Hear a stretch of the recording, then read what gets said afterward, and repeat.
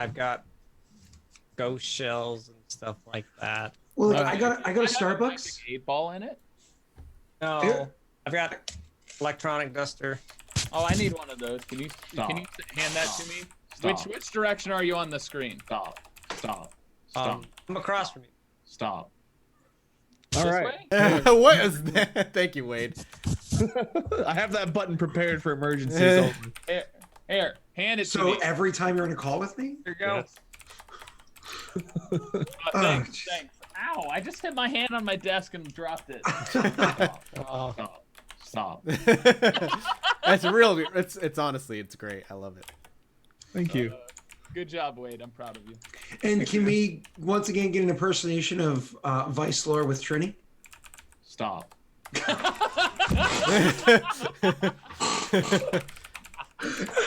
Oh, I was kind of Oh, hoping. Oh, never mind. All right. So, anyways, what's up, everybody? How we all doing today? Hello. Well, there he is. He just lasted a little longer this time. To start the stream this time, everybody needed to level up, and we actually haven't hung out since last 2 weeks ago, except for Tyler and I, where he didn't find out he was leveling up till after that was over. So, yay, last session was awesome. But to kind of start off this session, because we haven't had an opportunity to level up between then and now, we're all going to be leveling up now. Now, Wade is going to sit there and be like, I did everything, but roll my health points. I'm a super awesome dude. That's nice, Wade. Shut up. Stop. Stop. Mike, I imagine that you can more or less handle your leveling up yourself. 8 is not a Right. huge level, I don't think. I know that Tyler has one of the most confusing level up, so I kind of want to go Tyler to Pat, then help you guys out afterwards. So I'm going to give my focus to Tyler first. Pat, if you have any questions, feel free to interject here and there if you need to. I can wait because I don't know what to do. Just to give you a little bit of homework in the interim, you're going to know a couple more spells, maybe one more spell because you're a sorcerer. So Right. going from level 7 to, are you becoming level 8 or level 7? Level 8. So at level 8, you are learning one more spell. That spell has to be it can be any level up to 4th level. So pick a spell from 1st level to 4th level that you would like to learn and add to your character sheet. Kind of like glance in that area. If you need a link, let me know and I'll get you one. That would be awesome. Sure, let me get you a link. As well. And I need a Zelda. Can we mute Wade, please? Mute Wade. Cry, cry, cry, you baby. How many Please. things do you have saved now? Oh, You can have like 12 things. Yeah. Oh my gosh. What's this? All right. Mama's sweet ass. Oh, sorry. But Hey, if- wait. So I we don't need use to have a that one very much. discussion. All For right. people that were confused by my tweets today, Wade made a joke based on my girlfriend's tweet with regard to context and lack of commas, so therefore he interpreted it as today's ass day. This is Molly's joke. It's whenever people use ass as an adjective, she's always like, "Oh, you're sure ass hungry, man, ass hungry," or like, "It's been a stupid ass day, stupid ass day." Like, she's put Oh, it together. well, That's anyway. Molly's thing. So whenever I see it now, I say the same thing. Anyway, Wade, because of our jokes that were going on today, some people were upset because today happens to be the anniversary of a certain event that took place. So they Yeah, I know. very poorly. But I thought it personally that it was hilarious. I Our did. little interaction there was not like a general public like PSA. So if anyone was upset, then fucking unfollow us. Oh, I'm sorry. Today is the anniversary of my niece was born 8 years ago today. Exactly. So, that's what happy we're birthday. talking Happy about. birthday. It's also my puppo Ruby's birthday. Oh, hey, Papa Ruby. Hell yeah. Happy birthday, Papa Ruby. Happy birthday. Nice. Also, you gave me a great idea. If we ever get to $1,000 on the Patreon, we could obviously start paying people, and I'll kick Wade as a bonus. Like, get us to 1,000, Bring back Trini. Wade gets kicked. Or Wade can only stay if he plays as Trini. Ooh! Stop. Ooh! Stop. Make it happen! Stop. Make it happen! Stop. Yes, Stop. yes, Stop. yes, Stop. yes. I think that if you guys reach that goal, which would be amazing, We got to reach 100 first. that all of us should have something required of us that we don't necessarily like. Except me. Maybe I should be treated nicely for once. That's why I was. Maybe we should just give Wade some love. I think it just be The $1,000 reward is give Wade a hug. give Wade a Well, hug. we all know Yes! I retired from Dead by Daylight. I guess I can retire from D&D too eventually. Mike, it's a good reward idea. There you go. We actually meet up and do a live D&D session where we're actually all in the same place. That would be friggin' dope. I'd be game. I don't know if I want to do that. I retired from DBD. You can retire. Tyler, you look like you smell. No offense, but you look like you. Me, you It's can't really hard to retire. I It's really smell hard. great. From Dead by Daylight. The AD, which is why I don't have any kids. But the rest of it, you can retire from. Okay. Thanks, guys. Fucking asshole.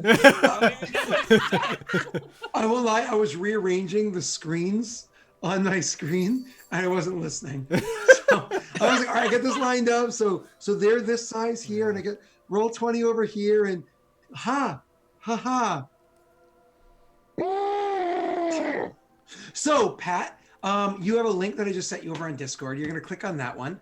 After you click on that link, sir, please in the top left-hand corner, click the little button that says filter. Yep.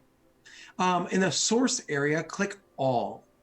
But then unclick the, I say unclick the UAs because they're usually just going to be a pain in the ass. And unclick the live stream one because I think that comes from like somebody else's stream that is not us. So just unclick those sources, just keep the higher ones there. For level, hit 1, 2, 3, 4, make sure they're all blue.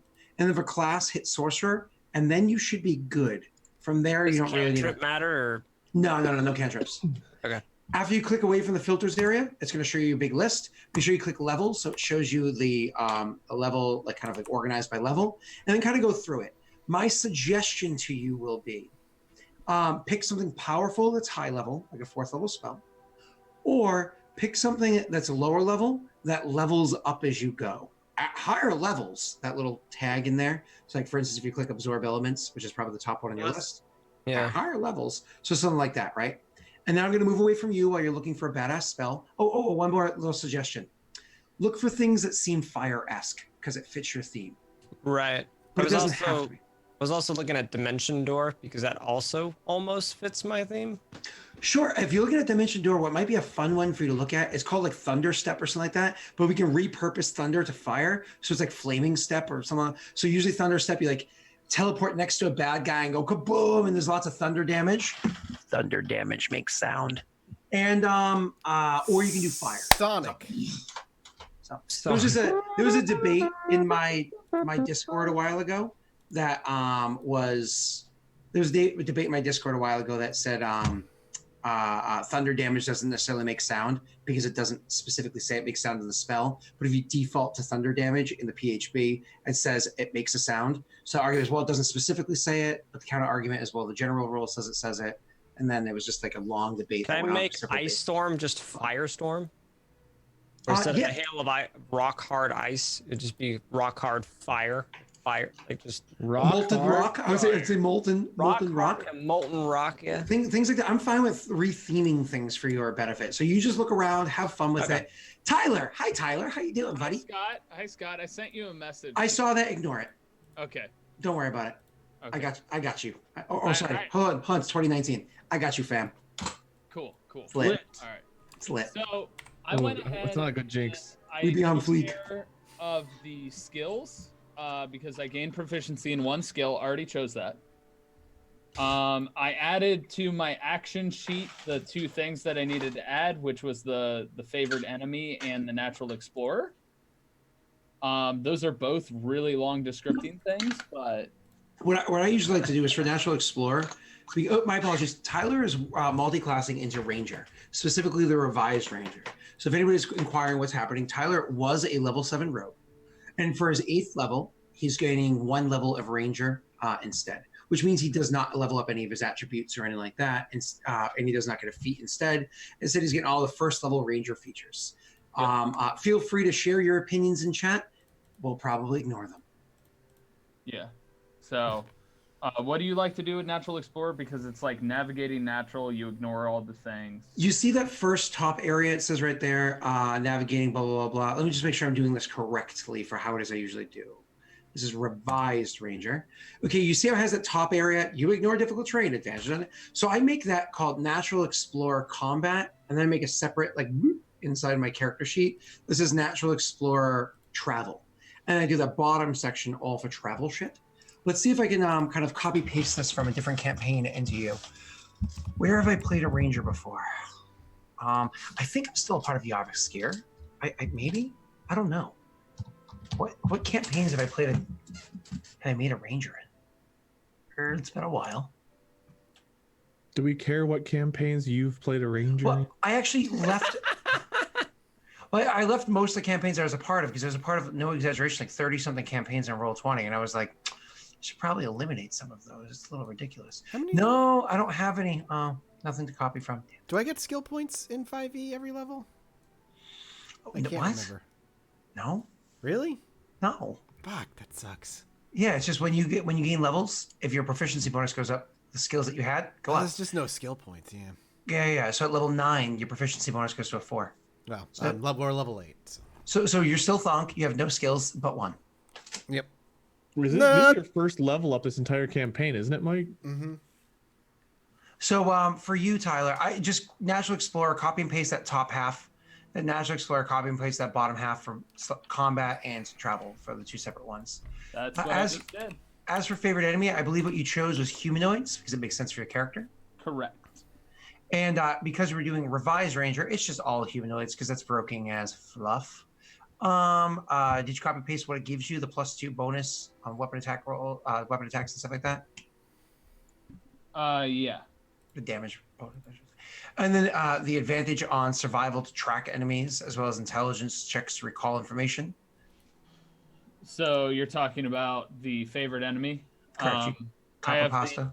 It says you have significant experience studying, tracking, hunting, and even talking to a certain type of enemy. And I put humanoids there. Commonly encountered in the wilds.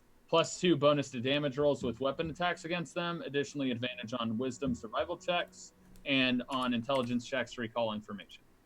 Cool. And then it says when you gain this feature, you also learn one language of your choice, typically one spoken by your favorite enemy or creatures. Most of the text that you have in there, which bloop, I just popped it into chat, most of that's crappy. Like that whole first paragraph, I'd delete. That whole third paragraph, I'd delete. I just add the language to the character sheet. You know where it came from because you can look it back up on the class, and just keep that middle paragraph because that's what actually matters. And then you already wrote favorite enemy humanoid at the top, which is sexy. As for the language that you would choose, I mean, for humanoid, maybe Orcish would be a good one for you since you're surrounded by them. Yep, that's what I was thinking is Orcish. Cool. So I can now understand and talk with because I had trained with them and taught them all the skills, it makes sense that he would learn Orcish in order to be able to convey. I like the idea that he's going to finally be able to understand what the orcs say and realize, wow, they're all smarter than me. I don't think they're smarter than. What's your intelligence? It is a 9. You look down to orcs smarter than you. Is proficiencies, is it orcish, or do I just put language? Language orc or language orcish. I call it orcish myself. I think I just have to type it out. Yep. Oops. I usually... Quit clicking on it. So like all of your proficiencies there, where it says short bow and rapier and long, I would delete all of those. And just where it says martial weapons, I would just change that to simple and martial weapons. And just delete all the other ones to clean up that whole section for yourself. And then where it says like, I would do light, medium, armor, and shields. That sort of a thing. To make life so much easier. I'm fine with it the way it is, Yeah, whatever makes you happy. If you want, I can do it for you fast if you're just like, no, it's a pain in the ass or... No, I'm not worried about it. Leave it. Cool. Moving on. So what else you getting as a ranger? We did favorite enemy. We did the 2 different versions of Natural Explorer, which is super awesome. All the benefits you now give to the party. It's so cool. Yeah. And the then advantage on initiative on its own. And then you also get to choose one skill to gain proficiency in. I believe you chose Handling. Which is awesome. So you have, how many skills are you proficient in now, dude? 4 8, 11. Jesus. 11 out of like what, 16 in the game or whatever it I think is? it's 18. I think I've got half. I'm 9 out of 18. If you gained Yep, 11 out of 18. if you gained what is it, a level as a cleric, but went like nature cleric or something like that, or knowledge cleric, you would get like more. If you gain like a level, if you gain 3 levels in bard, you would gain like another 3 or 4 more. Like it's you're actually close to being able to have all proficiencies, which is kind of funny. All right. Anything else for ranger? Let's see. You gained the proficiencies for medium armor and shields. You gained martial weapons. You gained the skill. You gained your natural explorer. You gained your favorite enemy. I was telling Wade check his PM. Okay, cool. And then everything else, it should be good, I believe. Tyler, does it look like anything else is missing? I don't think so. Okay, cool. I'm just curious if Baisha is now going to start carrying around a shield for an AC boost, or if he's going to still fiddle with the idea of 2-weapon fighting now that you've kind of seen how effective it can be in a different campaign you're a part of. I don't know. We'll see what he decides to do. He's also dealt with 2-weapon fighting from enemies as well. Yeah. So Yeah. Oh, I meant you as a PC, but yeah, definitely with enemies as well. So they get to circumvent certain rules that you guys have to deal with. All right, awesome. Any other questions about your character? Because I think you're pretty much done there, buddy, aside from rolling for health. And we're going to do that all together at the end.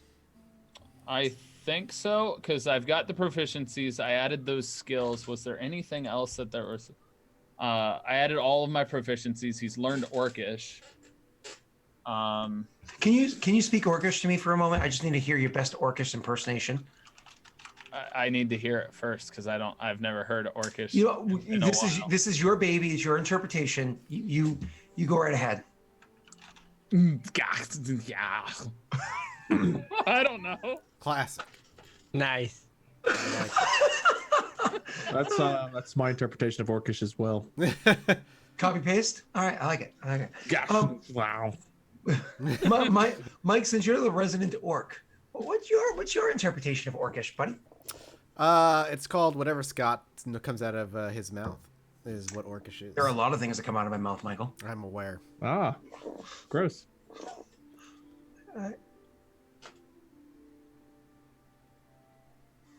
All right, my real interpretation of Orcish is it's kind of like a real a strong syllable, right? So, hey, I'm walking here, like something like that. Stop. Yep, exactly. Stop. It almost sounds like Scott if you press it like rapid enough. Stop. Scott. That's not wrong. All right, so moving on. Stop, Scott. Stop, Scott. It's recorded now. Stop, Scott. No! Stop, Scott. No! Oh, what did I do to myself? There we go. Now you got your own button assigned to you. Oh, yay. Yay. So what are you known for on the internet? Well, Wade made a button for me. It's true. So moving on. You're done, Tyler. We're going to move the attention from you to Pat. Hi, Pat. So I've looked up a couple things. I had to ask Wade a couple things because I don't know if he or Thonk have them. Mike, you have banishment, right? Yes. And Wade, you have death ward. Mm-mm. I just have that. Mike, do you? I don't think that's an option for me. Well, I have that I option. don't. What level is Death Ward? I thought it was a third. I do not have it if it's third. I don't see it for your option either. Did you click sorcerer in your filter? I thought I did. I did, but it unclicked. It's red now. Oh, Now red means everything but sorcerer. Yeah. Well, no, it was blue, but it was blue and red, like in the filter. Oh, that's weird. Like I saw it in the filter as blue for sorcerer, and then next to it had sorcerer red. That's really weird. So now that you clicked only sorcerer's blue for you, Yeah. it probably got rid of that spell and Yeah, it probably did, yeah. changed what your options are. Which... Not by much. Oh, okay. So there was banishment's still there. Is death ward still there? I don't think so. Charm monster.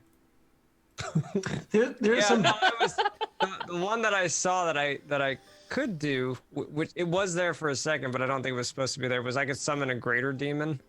It's not there Dominate anymore. beast. One of the things I like the idea of you kind of looking for is spells that don't have the X under the C column, seeing me in concentration. So you have kind of like more things. Right, I've only got one that I think is a wall of fire. Charm monster isn't one that was not on here. It was called like Fire Shield that I was looking at because that was the only one that really like. Oh, Fire Shield's a really good one, but unfortunately it's not. But I already have that technically through my Flames of Philology level up. It's a different effect, but what effect? When what I are you saying, Wade? Melee range, but it's a concentration spell. What? Haste, is that concentration? Yes, it is. Unfortunately, and he does have it. I have haste. Right, Yeah. that's what I'm saying. You've already got concentration spells that are pretty useful, so right. you want to avoid those. That's what I've been trying to avoid, more concentration spells as well. So other things that I was thinking about doing is like detect magic and dumb stuff like that. No. No. I don't know what Flame Shield does, but I mean that just sounds. I can't learn it. It was on the previous thing when my stuff was. I liked Thunderstep because it's an action. It's just a verbal component, so it works even if you're bound up. If your hands are bound, you can still verbal component it. It's a 90-foot teleportation adjacent to so you teleport yourself to an unoccupied space you can see within range. Immediately after you it's missing the R. Immediately after you disappear, no, I'm dumb. Immediately after you disappear, a thunderous boom sounds, and each creature within 10 feet of the space you left must make a Constitution saving throw, taking 3d10 thunder damage on a failed save, or half as much damage on a successful one. The thunder can be heard from 300 feet away.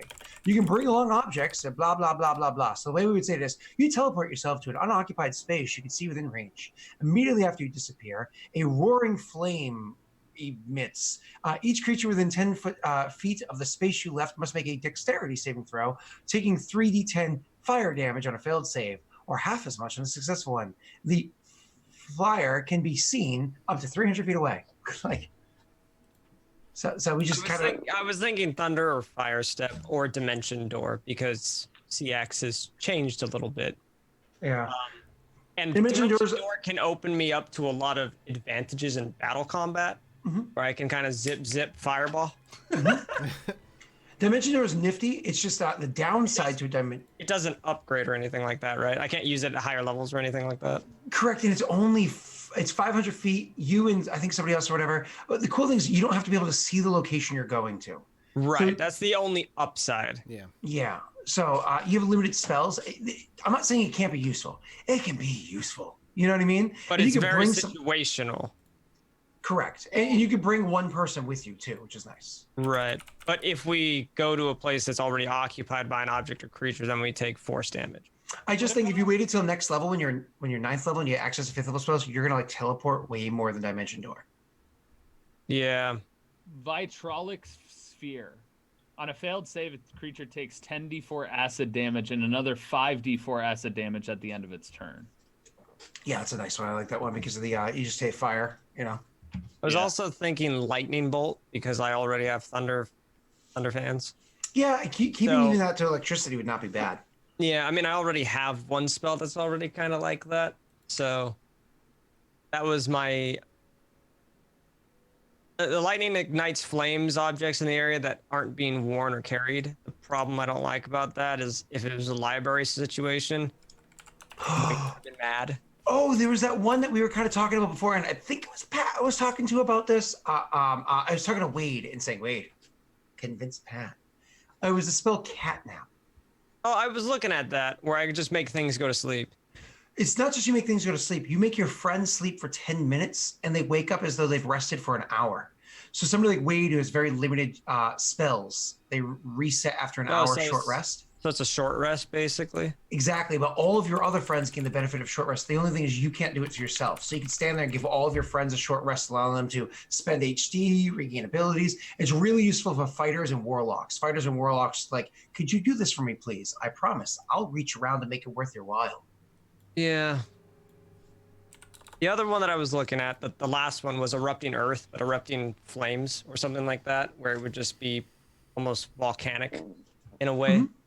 That was the only other one I was looking at. Those are the Catnap looked interesting. Catnap sounds good. Fire Shield sounds really good. And I think Fire Shield's an option. It's not an option. It was when I was. Thunderstep sounds amazing to me.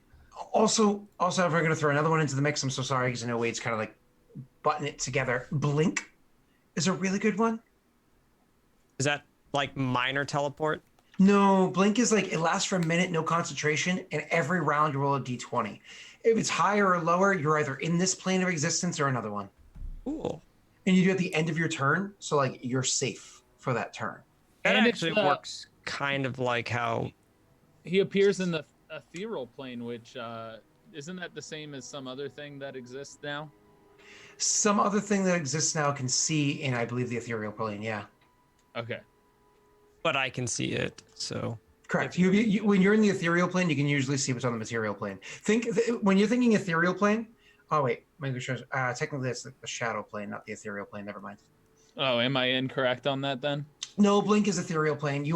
I think you're still correct for 5e. 5e is just weird compared to my typical understanding. So I guess I have like 3 options: the Thunderstep or Blink or Catnap. Those are suggestions, obviously. Right. Well, the 4th one I was looking at was the Erupting Earth, but instead of Earth, it would just be like fire. Is there a reason you're looking at 3rd instead of 4th level spells? Most of the 4th level spells are concentration. You're trying to avoid them. Most of mine are concentration. I've already got Wall of Fire as a concentration. I was thinking Ice Storm, but Firestorm, but like. I was also like, Again, a lot of it's just wasn't- situational. I haven't seen much in concentration. The ones that I've looked at least. The vitrolic sphere is not. I think he was going for less direct combat and more utilitarian. He was going to say, like, I can already blow shit up. I want to do something different. Gotcha. Yeah. If anybody in chat has suggestions, by the way, please feel free to look at them there. I'm just not looking at chat right now. I was thinking about doing a cool thing on Tidal Wave where it's just a wave of fire, but I don't know if. Ooh, that's cool. I don't know. It sounds cool. Yeah, I mean, where I summon kind of like a wall of fire, but then a tidal fire waves or something like that. It just sounds cool, but I mean, I don't know how it would work and all that stuff. There's a lot of things that I was looking at. Catnap was one of them because it sounded silly. The other one was Dragon's Breath because Hold person. Fire. Hold person's another good one. Oh yeah, I looked at that Says one. chat. And it's What is true. it? Unless it's bad in 5e. Hold person. Yeah, hold person in 5e is just you have to make a saving throw every round, which is like Gotcha. yeah, because if I remember correctly, in the old ones, you got one save. It was save or suck. You got one save. If you failed, you're stuck there unless you're a rogue or a monk with slippery mind. You know what I mean? But in 5e, it's every round you get another turn. Don't worry, buddy. You can still be here. We would like Thunderstep. that as Mortifer. I like Thunderstep simply because of the teleportation, and you can bring somebody with you if you wanted to. Yeah, it's a shorter teleportation than Dimension Door, but it has a kaboom factor, which feels like, I mean, I'm sorry, like out of the 4 people that are in this party, the person who has the biggest entrances is going to be Syax, countered by Mike, who has the smallest entrances. He's very much wants to be he walking just walks unassuming. onto the field like, sup, Yeah, rage Pretty mode. much it. You literally would have Syax kaboom his way into the center with like bringing Superhero along, landing. like, bringing along with him, what's his name? Bashra, who then like In my arm. flips out into the shadows behind the fire, so nobody can see where Just he holding disappeared on to to. Weisler. Then you Come have- on, buddy. Well, no, I was gonna say. Then you have Thonk that kind of like walks in unassuming, just kind of watches in the back corner, and the whole while that this conversation, entrance, and whatnot is taking place, you have Weisler in the background, just kind of like walking back and forth, talking to himself. Pretty much. He's like the guy that's like a couple aisles over in the grocery store, like that's I need oh, and this one too. These are out of date. It's true. Wade is my current upstairs neighbor. It's very true. I'm also trying to think of like what's happened to CX, and I thought tongues would be cool, even though it's just kind of stupid. She likes to feed the wildlife by saying. By So throwing, can we do Thunderstep but just change it to be fire? We can, but hold on, I want to hear what Mike was saying. Oh, sorry. she hurls pasta, bread, donuts, No. all on the lawn. No, Then she hurled an entire long box of Pepsi cans. Just Why is onto that them. me? And well, because I've heard her say before, someone's got to feed the animals. Nobody else is. that woman needs some psychiatric help. I think that's she Vice lives with her Lord, son. not Wade, to be clear, right? Yeah, of course. I'm talking about like I was comparing. like, I don't remember. Call the helpline. I was Viceler. one Wow, day yes, well, last I'm not gonna week, eat it, but I that was raccoon sitting- might. Yeah, no, there's a raccoon that comes up that I fucking try Oh, to poor scare off. grizzly bear. That small child just No escaped grizzly its bear. grasp. I guess I'll But have I to was feed it sitting later. here recording last week, and all of a sudden there was a loud boom outside. And I look outside, and there's just this thing of Pepsi cans rolling out of the box. 5 minutes later, the dude that lives upstairs with her pulls his truck out, is picking them up, putting them in the bag, and then he just drives away. Question. So Anubis, I have something very similar to Alter Self already. Question. Wade's character can summon demons and crap. Would that be a beast? What? Or No. would that be a monster? No, those are those are demons. demons. So they're Not- fiends. they're neither. They're fiends. Oh, darn it. Yeah, Well- I caught on what you were doing. I messaged Wade. I'm Yeah. like, I could tame your stuff. Yeah. Um, So I like Catnap if you're gonna be I'm pro party centric. I like Thunderous Step if you're like I'm a badass mother fluffer. Well, like, I don't think CX. I don't want to be mean to the group. CX wouldn't care at this point to helping the team. I don't know. His main point is Is that focused true? elsewhere. I'm fine with that. I think Thunderous Step is probably one of the best ones for you. Yeah. I don't know that you're completely I wouldn't say like I don't not think you willing don't to help help. the group. Yeah. I just think that you have a higher priority. I haven't been a support class this far, is what I mean. Wade doesn't like the aggressive way that you said that. He would care. He would like if you rephrase. I haven't had to like. Here, guys. Like I've done it, I think once to Thonk so far, where I gave him haste. We're not asking you to be a full-time support or anything. It's just a matter of No, and I don't mind that. It was just I don't know. I was thinking Ice Storm or just making it Firestorm because it sounds really cool. Mhm. It sounds like something CX would do. He knows how to make walls of fire. Why not make the entire area just rain molten fire? That's up to you whether you want an area of effect spell or if you want to like a Problem is, giveaway. you guys would also have to make saving I mean, throws on that. technically speaking, there is a spell Yeah. called Firestorm that's a 7th level spell that Oh, wait. sorcerers get. Yeah. Oh, okay. And you have careful, which you would be able to use to give us advantage on saving throws, which for me, Right. well, you would actually make it so we But automatically you're resistant to succeed. fire anyway, so it wouldn't Well, bug you. But No, for the other two. you would literally make it so I'm immune. If I succeed on my throw, I take no damage. Right. But don't you have a cape that makes you immune already? It makes me half Half. Okay. if I get hit. So if I fail on my saving throw, I still take half damage, but I actually take a quarter instead. But if Well- I succeed, I take none. But you also have the ability to make all of your friends automatically succeed. Yeah. Right. So he just takes no damage. My vote's Thunderstep if you're looking for votes, but I'd say December. I'm thinking Thunderstep. I Just I fire. thought Thunderstep too, because the teleportation thing speaks to the fact of what you were, the remnant aspect. You literally have been in a bag and stuff. It was like gonna that. be that or Dimension Door or Banishment. It was gonna be one of those three because I think we've already got Banishment. I think Thunderstep makes more sense than Dimension Door for you.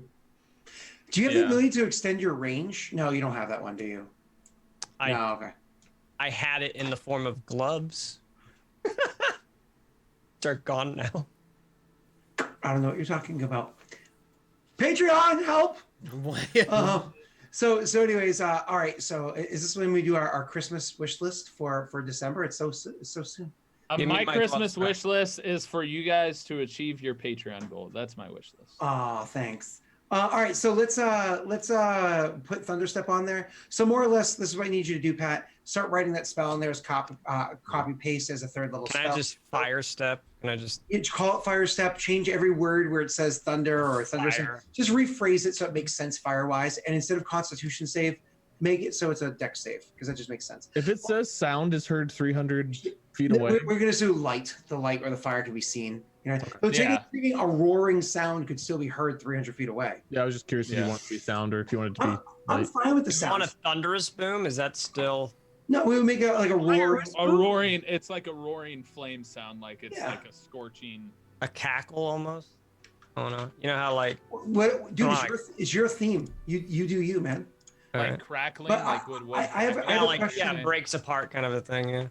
Pat, one of the perks of kind of like branching outwards, and again, chat, feel free to give your opinion on this too. One of the perks of branching outwards to other types of spells is to not always rely on the same saving throws. What I mean is throwing a dexterity saving throw spell at one character might be a good idea, like say an ogre, but a constitution saving throw might be terrible for an ogre. Whereas if you're dealing with like a rogue, a dex saving throw is terrible, but a con saving throw is a wonderful thing to do. Yep. Yep. Do you want Or to keep strength. this as a con save, or do you want to switch it to dex, which is customary for a fire? You already have a bunch of dex ones. I would recommend keeping it as con. Just so you have a Still different change it to save. fire, but Yeah, that's fine. I changed it to Dex because that's what you told me to do, but I could just keep it a con. keep it a con. Still a huge sound that can be heard 300 feet away. It sounds like a roaring fire or crackling. Or Do I want it on the thing? It says the thunder can be heard from up to 300. I changed it. The fire can be seen. yeah, the roaring. You can do The fire can be heard. yeah, the roaring flames Roaring. can be heard 300 feet away. Yeah. Okay. That's why it's Constitution versus Dex. Yeah. Okay. There we go. And then, yay, and the rest of it, I'll let you figure it out because, you know, you're a smart boyo. Don't forget the at higher levels portion. You Right. I just copied that all. into the at higher levels portion, exactly. All right, so moving on. Wade. So, no, we're not done with you yet, Pat. No, me. I need to do the duration and all that stuff. Once you're done with that, we'll come back to you for your ability score improvement. Wade, hi, Wade. Tell me the selections you've already made for your Warlock. I don't remember. Warlock. Did you improve your ability scores, or did you grab a feat? Wade's that sibling who was ignored a little too long. We So did now- it two full weeks ago, so at this point I don't remember. I've got both character sheets up. I don't want to spoil everything that happened because there's some changes that are coming. But they're Shh, Wade, nobody knows. Wait, what did you do? Tell us everything. Wait, don't tell us anything. No, I meant for your character as it stands. Stop, Scott. Stop, Scott. I was like, why does he say, oh, it's a fucking button.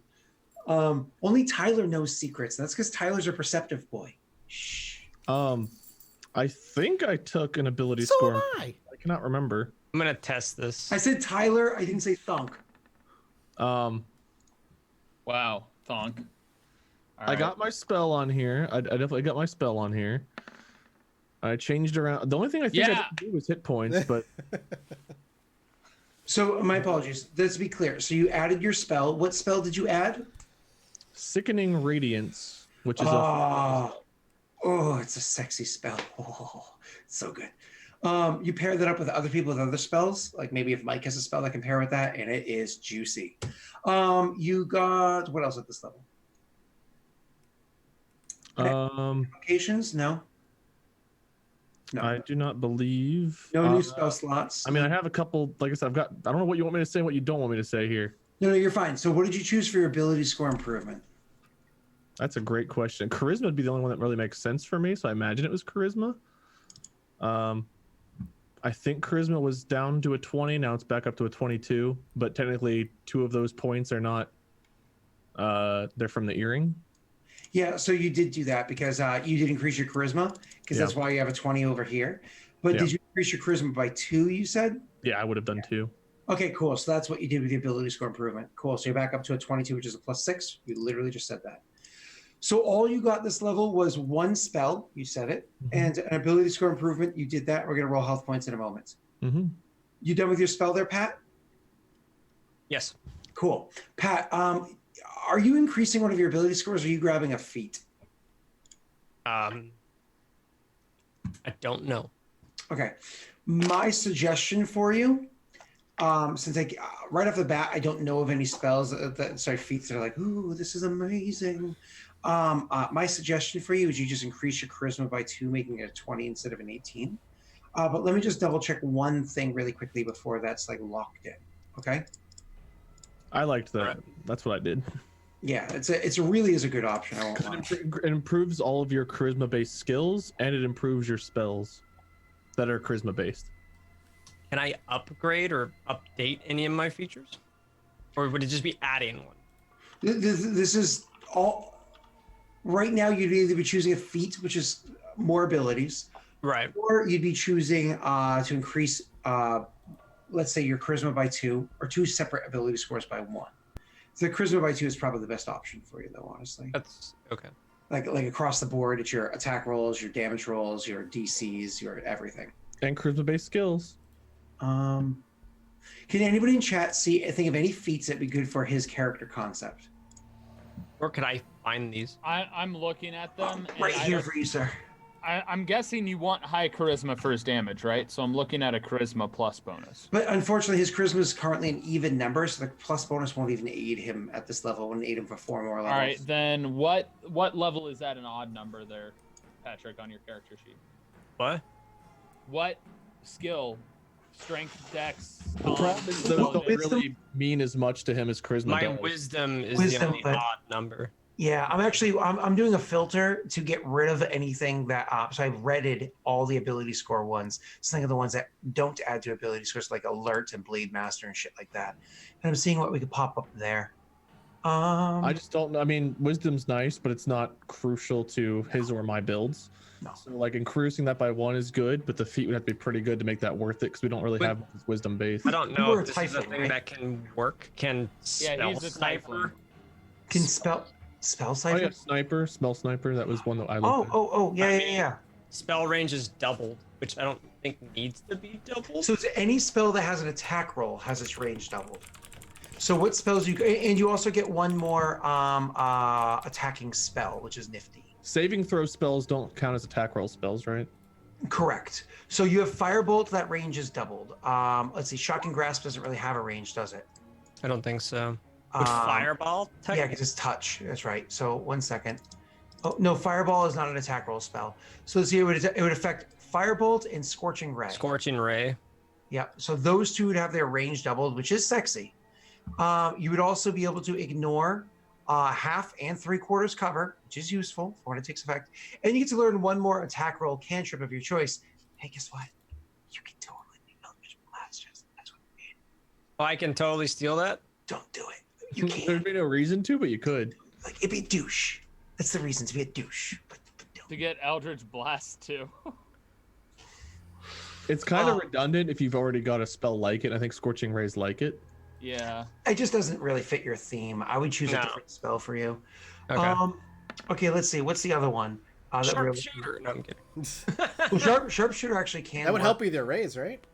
Yeah, I think so. I think it does. Yeah. Warcaster is a good one. So you have advantage on Constitution saves to maintain concentration when you take damage. We've already seen that come into effect.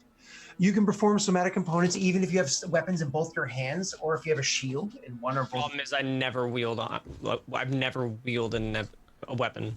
It's time to make you a 2-weapon fighter. Based on whenever I looked, I remember liking the range one, but ultimately I thought charisma was a better call, and I think charisma is probably the best call for you. The thing for the Warcaster is when a hostile creature's movement provokes an opportunity attack from you, you can use your reaction to cast a spell at the creature. The only Rather thing than- is you'd have to be next to the creature to get that attack of opportunity. Well, and so that's useful, Right. but you also have the ability to teleport away and just make them make a save or take damage anyway. So if something gets into range of you, odds are you're going to use that and teleport away anyway. So how often are things going to be in melee with you ideally? He's not wrong. Because you Yeah. just took a spell that says, let me get out of danger. Then you take something that says, well, let me stay in danger and do an attack of opportunity. It kind of counters that. So Yeah. I'm gonna kind of like try to shore this up a little bit for you. I know you like Spell Sniper. That's totally on the list. Beforehand, you were talking about wanting to have more skills. There's one called Skilled, which straight up just gives you 3 more skills to be proficient with. So you just click the check mark on 3 skills, giving you a bonus to those. That bonus gets even bigger next level. So cool. I think it's probably the lowest tier out of the 3 I'm going to suggest. And then there's, all right, chat, hold on to your asses. Lucky. I was literally Oh, just reading Lord. it. I was just reading Lucky, actually. It's, Guys, listen, I mean, before you blow it up or say anything, before you try to denounce, like, I would never allow that in my game, understand Pat's died 7 times. like let's give the boy a chance. Do I only get the 3 luck points? Like once they're used kind of a thing? 3 a long rest. Oh, 3 a long rest. And here's the crazy part about Lucky. When a die is rolled, you can say, you know what, I'm going to roll a luck die. You add additional d20, and you get to choose. You ready for this? You can choose to spend one of your luck die after you roll a die, but before the outcome is determined. Blah blah blah blah. You can spend 1 luck point when attack roll is made. Oh, sorry, roll a d20. Blah blah. What does it say? Whenever you make an attack roll, you can spend 1 luck point to roll an additional d20. You can choose to. Hold on. There's a specific phrasing I gotta make sure I don't fuck up. 1 second. I'm sorry. It is You weirdly choose worded. which of the d20s to use for the attack roll, ability check, or saving throw. Thank you very much. I honestly was overlooking that like a dummy. So here's the crazy part. In roll 20, Syax, could you do me a favor? Can you roll me, let's say, a wisdom check? No, a wisdom save, sorry. I'm trying to control your brain. Ooh, spend a luck point. Roll it again. Yeah. Oh, that's waste a luck point. Let me give you a different example. Hey, Can guess I what? just use another one because I have 3? One- Oh, I one can at only a time, use it yeah. 1 per instance. Correct. Okay. So basically, it's a reroll. Correct. But here's the fun part. Hey, do me a favor. Your character's actually drunk, and I'm trying to take over his mind. I'm trying to like charm you. Can you roll me a wisdom saving throw with disadvantage?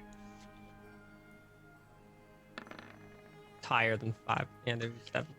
Use a luck point because you don't like those rolls. You don't like your result. So I just reroll again, basically. You roll 1. Die. Roll I'll 1 just- d20 with your wisdom save. So put it at normal and then roll it. Yeah. Now, here's the crazy part. Well, plus 1, so 19. But Yeah. here's the crazy part. You ready for this? You get to choose any one of those 3 die. Yeah. Now, in this instance, Even your third because die is what you're choosing. disadvantage? But if you happen to roll, instead of rolling an 18, let's say you rolled a 2, you could have chosen, I'm going to take the 14. It can turn disadvantage into something that's nicknamed super advantage. Super advantage is when you have 3 d20s instead of just 2. But it turns disadvantage into super advantage because the phrasing of the feat is you get to choose which d20 you want to roll. I'm surprised they never Picture those released 3 like. d20s. I'm surprised they didn't release any like errata later on to like fix the wording. I mean, most DMs would use common sense DMing and say, Of course. well, that's not right. The Yeah, of rules course. as intended are. But honestly, they're without errata, you don't know necessarily what the rye is for that one. And Yeah. I have no problem with that being turning disadvantage into super advantage. You have 3 a day. And Hey, you, listen, I made a character literally based around that feat. I know. I'm with you made a TV show based around that feat. I pitched a cartoon that went nowhere. Let's be more specific. Okay, you attempted to make a TV show. Jesus. Oh, okay. Yeah, let's not. Use Let's the not. blow it up. reroll on that. Lucky would be cool. So lucky, I think lucky Right. or spell sniper. Yeah, those are the Or 2. that I was plus thinking. 2, or plus 2 to your charisma, which affects a lot of things consistently, including all of your fallacious stuff and your other one. And Right. damage and everything. Yeah. Yeah. I don't know. What do you guys all think I should do? Go My for damage or go for luck? My opinion, go for lucky because you have terrible luck sometimes, and I feel really bad for you. Also, by going for lucky, that makes you and Wade have a 4-point difference in the attribute. And I like the idea that while your character comes off as charismatic and is spot in the 80, somehow creepy Bicelaw is still more convincing. To me, in my headcanon, the fact that he's 4 points more charismatic just tickles my fanny. I like that too. So I think lucky is one that you would enjoy having. Yeah. Considering how bad I've been rolling lately, I would take it. I would Yeah. take lucky. I'll do lucky then. Cool. We'll have to make you a very simple macro that makes it roll kind of like how your wisdom save looks, but it says lucky, and it's just a d20 or whatever it is on there. So Can All you? right. So is that right? Do I just copy and paste everything just how it is? sure, because you're probably never going to click that anyways. And then what I would do in your character sheet, Syax, is you see, oh, that's weird. That it says mental fire. It only has the one thing listed there. Up here, I would put lucky, and I would say total 3. Use 3. Cool. All right, we're done with you. I am done with you, sir. Michael, Hello, I'm Nope. done. I just Tell got to me roll what- health. tell me what Thonk did. So I put 2 more points into wisdom, so he's a 22 wisdom now. Jesus Christ. I got destroy undead going from I now destroy instead of half a CR, 1 CR or lower. Not a huge Oh. jump. I ended up I got divine strike, which is you gain the ability to infuse your weapon strikes with divine energy. Once on each of your turns, when you hit a creature with the weapon, you can cause the attack to deal an extra 1d8 radiant damage to the target.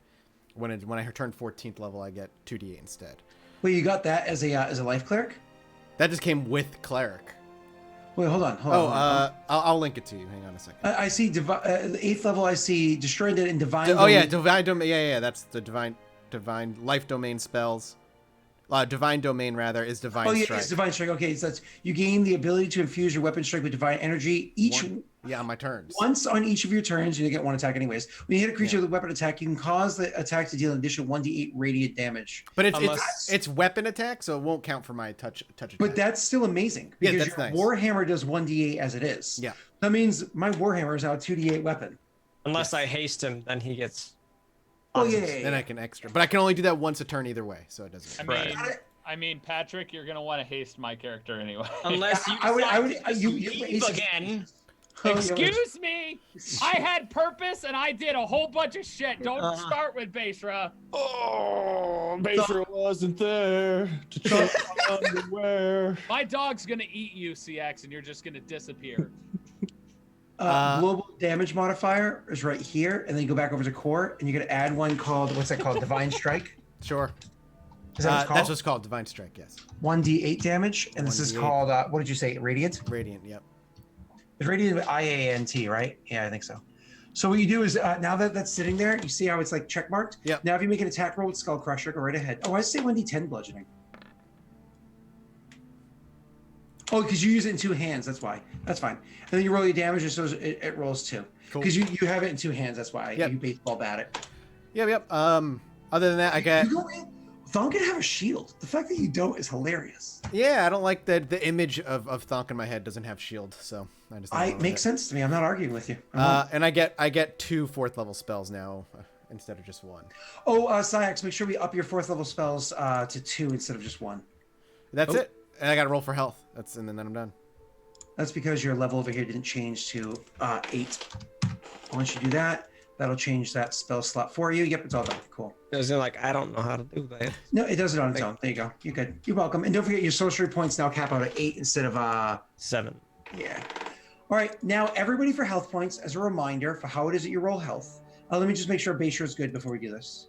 Bayshore, you're a rogue, but we need to add a second class to you because you're level 8. Which I don't know how to do that with something. Yep, I got you over here, brother. Got you over here. Second class. Ooh, second class, because you're a second class person. That's how I'm going to phrase it and leave it alone. Ranger level 1. Okay, I saw how you did that. Yep. And then over here, when you click hit die, I'll have you do it first, Bayshra. It's going to ask you Ranger or Rogue. And it'll be Ranger. Yep. And you're going to click that. It's going to add your con mod for you, and that's going to tell you how many health points you're going to add to your character. It Click died. Ranger. Ranger. 7 more HP for you, sir. So I went from 49 to 56. Correct. And now we're going to have, who wants to go next? We'll have Pat go second. Pat, on your character sheet, that middle area, just click the button that says hit die, and that'll tell you how many health points you get this level. Boom. Not bad. Hey, 7 more. Hey, same as me. That's awesome Bye-bye. for you. Wait. Ha. Bam. I think Tyler Wait, went I the went wrong the way. wrong way. Boom. Ah.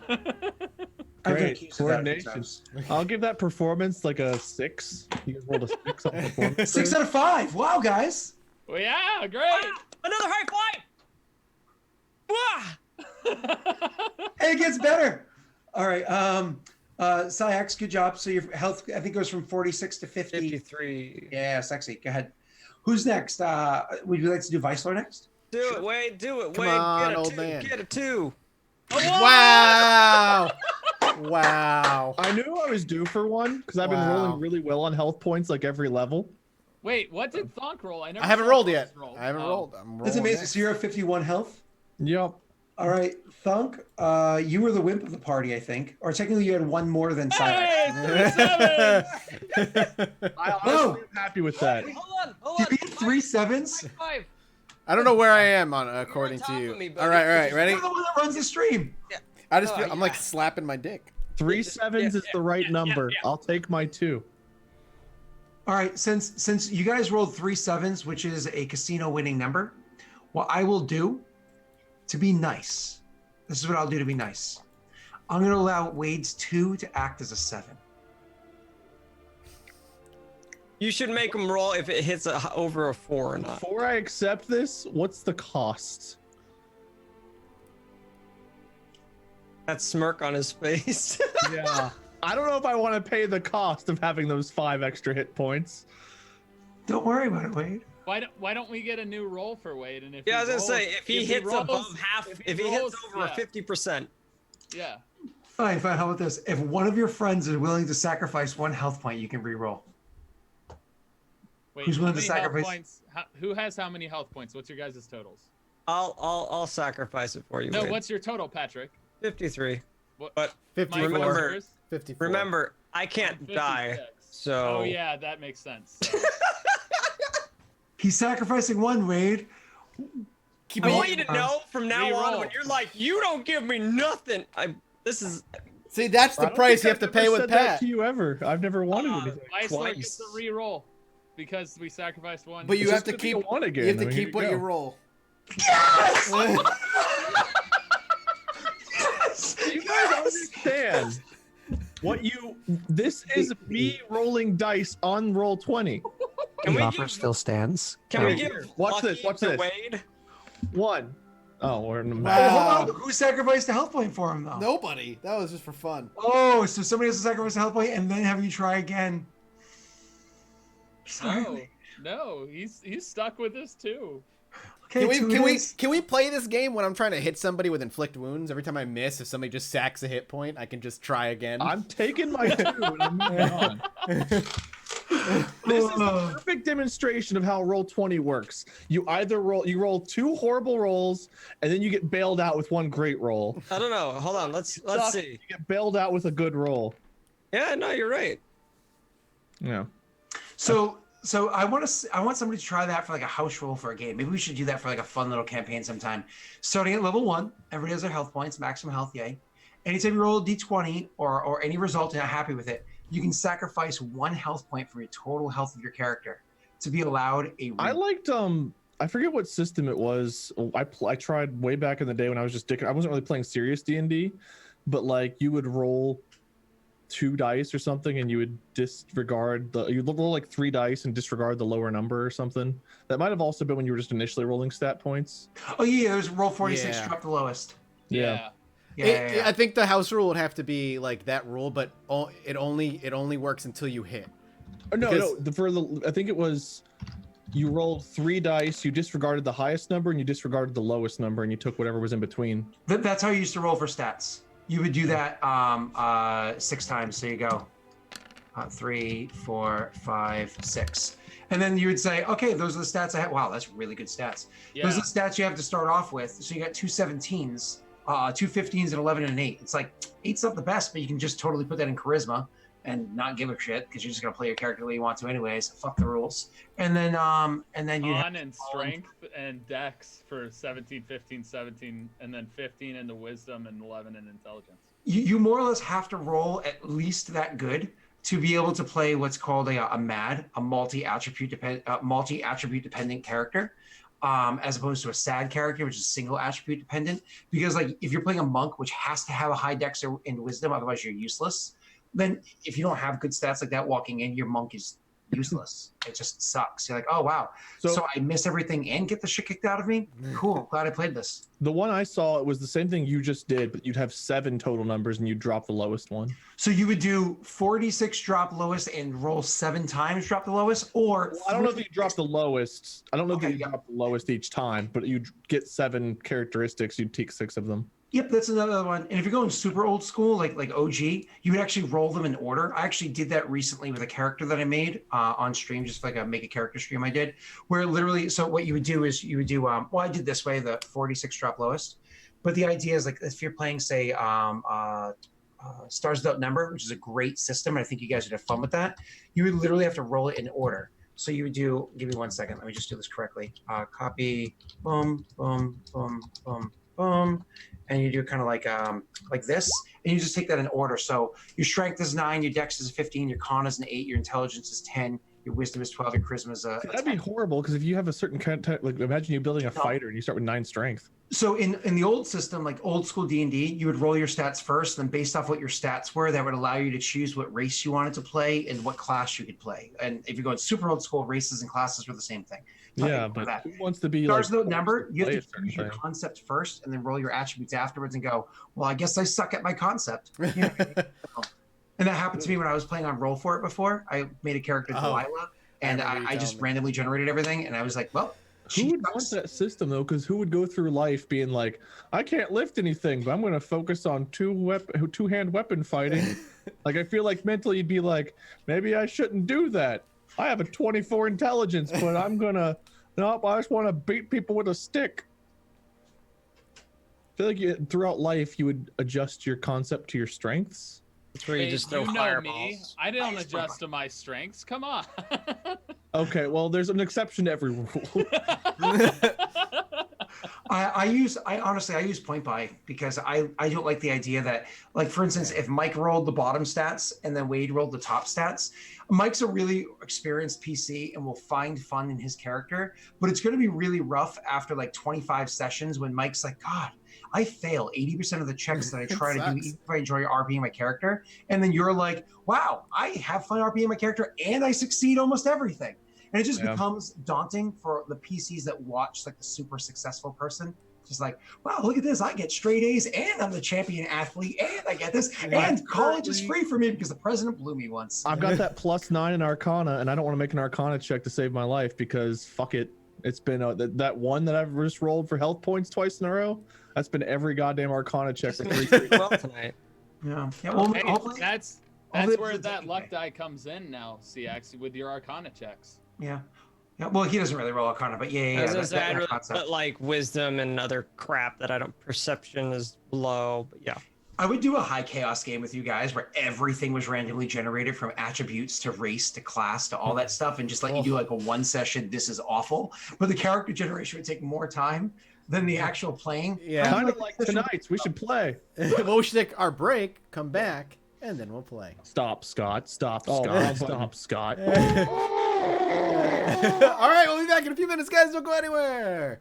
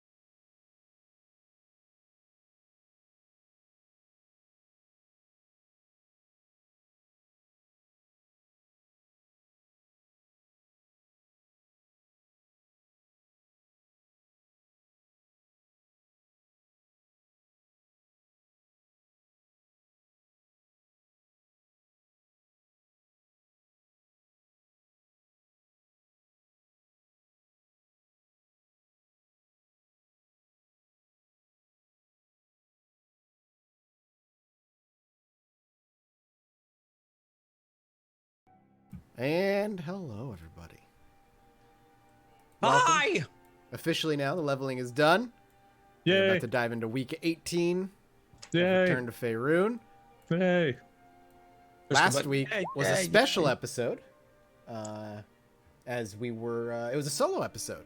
So we'll figure out what happened during that. I am assuming over the course of the next few hours. Sit back, buckle in, and take it away, Scott. I'd say the next few minutes.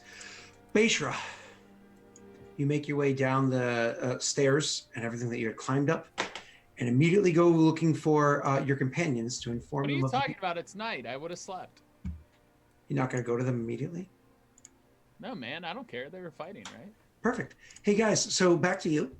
We already talked about how much time was going to pass. One more additional detail I do want to say that transpired is that at one point in time, your scout Stonk had noticed that a siege engine was being built outside of the front door of the library. One of those large kind of like tree trunks that usually are like studded with like spiked metal studs at the front of it and like reinforcement metal that kind of like hang and swing and boom. So at one point in time, your people had seen that that was being constructed, but didn't really have any means of slowing it down or stopping it.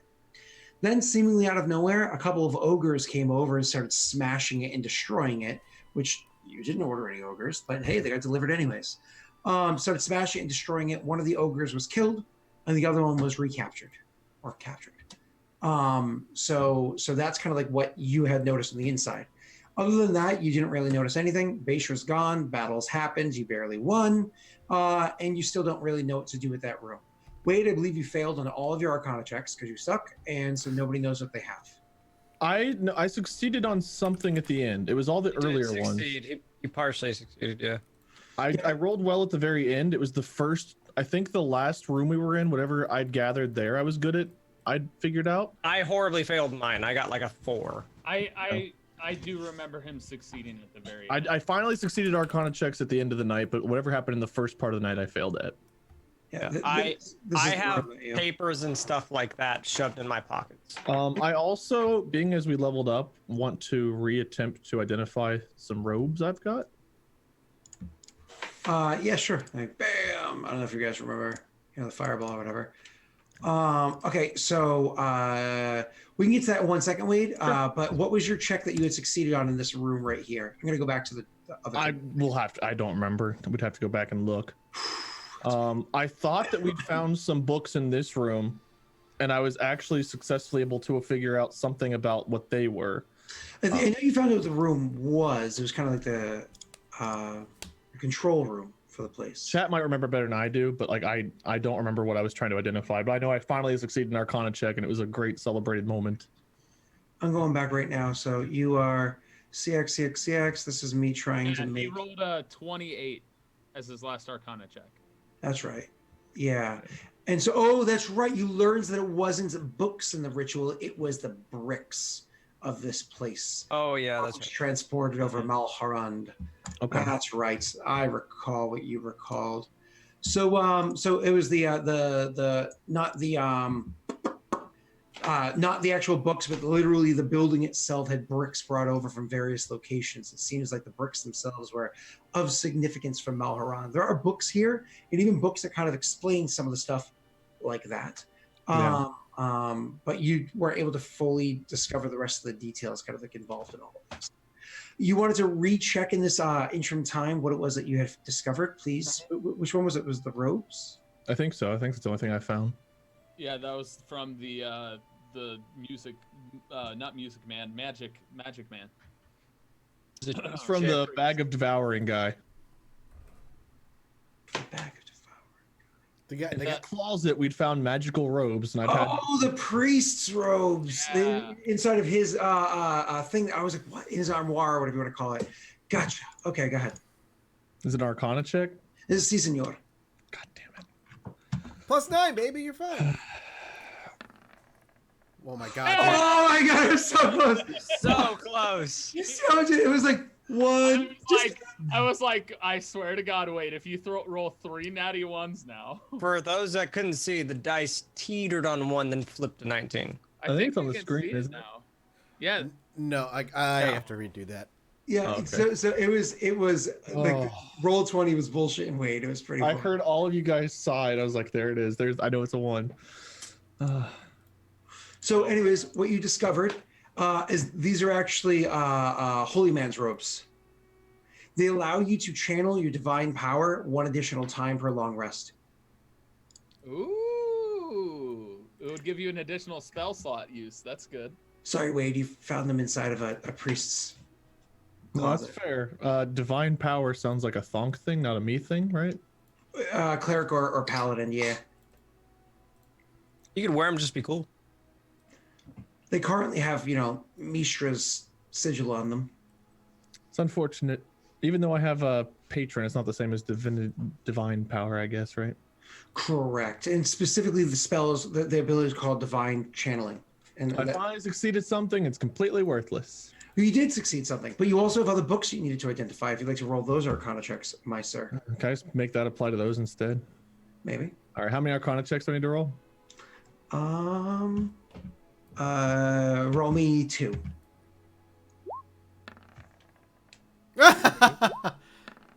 Oh my god, man. The ones that matter. every Sorry. time. There was actually 3 books that you had picked up in that room that you were with. What's her name? But I truly remember that. There's 3 books. I picked Alright. one up. Oh, so did you have another book, sir? I picked up scrap right after the battle. So he has another I book. did Roll me a remember- 4th one. You did tell me. Okay, did I give it to Wade or Vicelor? I mean, enough time has passed that you guys totally would have converged and because it's like how Okay. many hours later, right? I did pick it up. You told me to run an Arcana check. I think I hit a 4. I didn't know what it was, but I did put it in my pockets. A 10, a 12, a 16, and a 20 with a natty 1 for the 10. That's rough. Unfortunately, because of these books, you can only identify one of them. Do me a favor, because his book was a different one. Roll me a d6, just so I can make a decision for which one it is.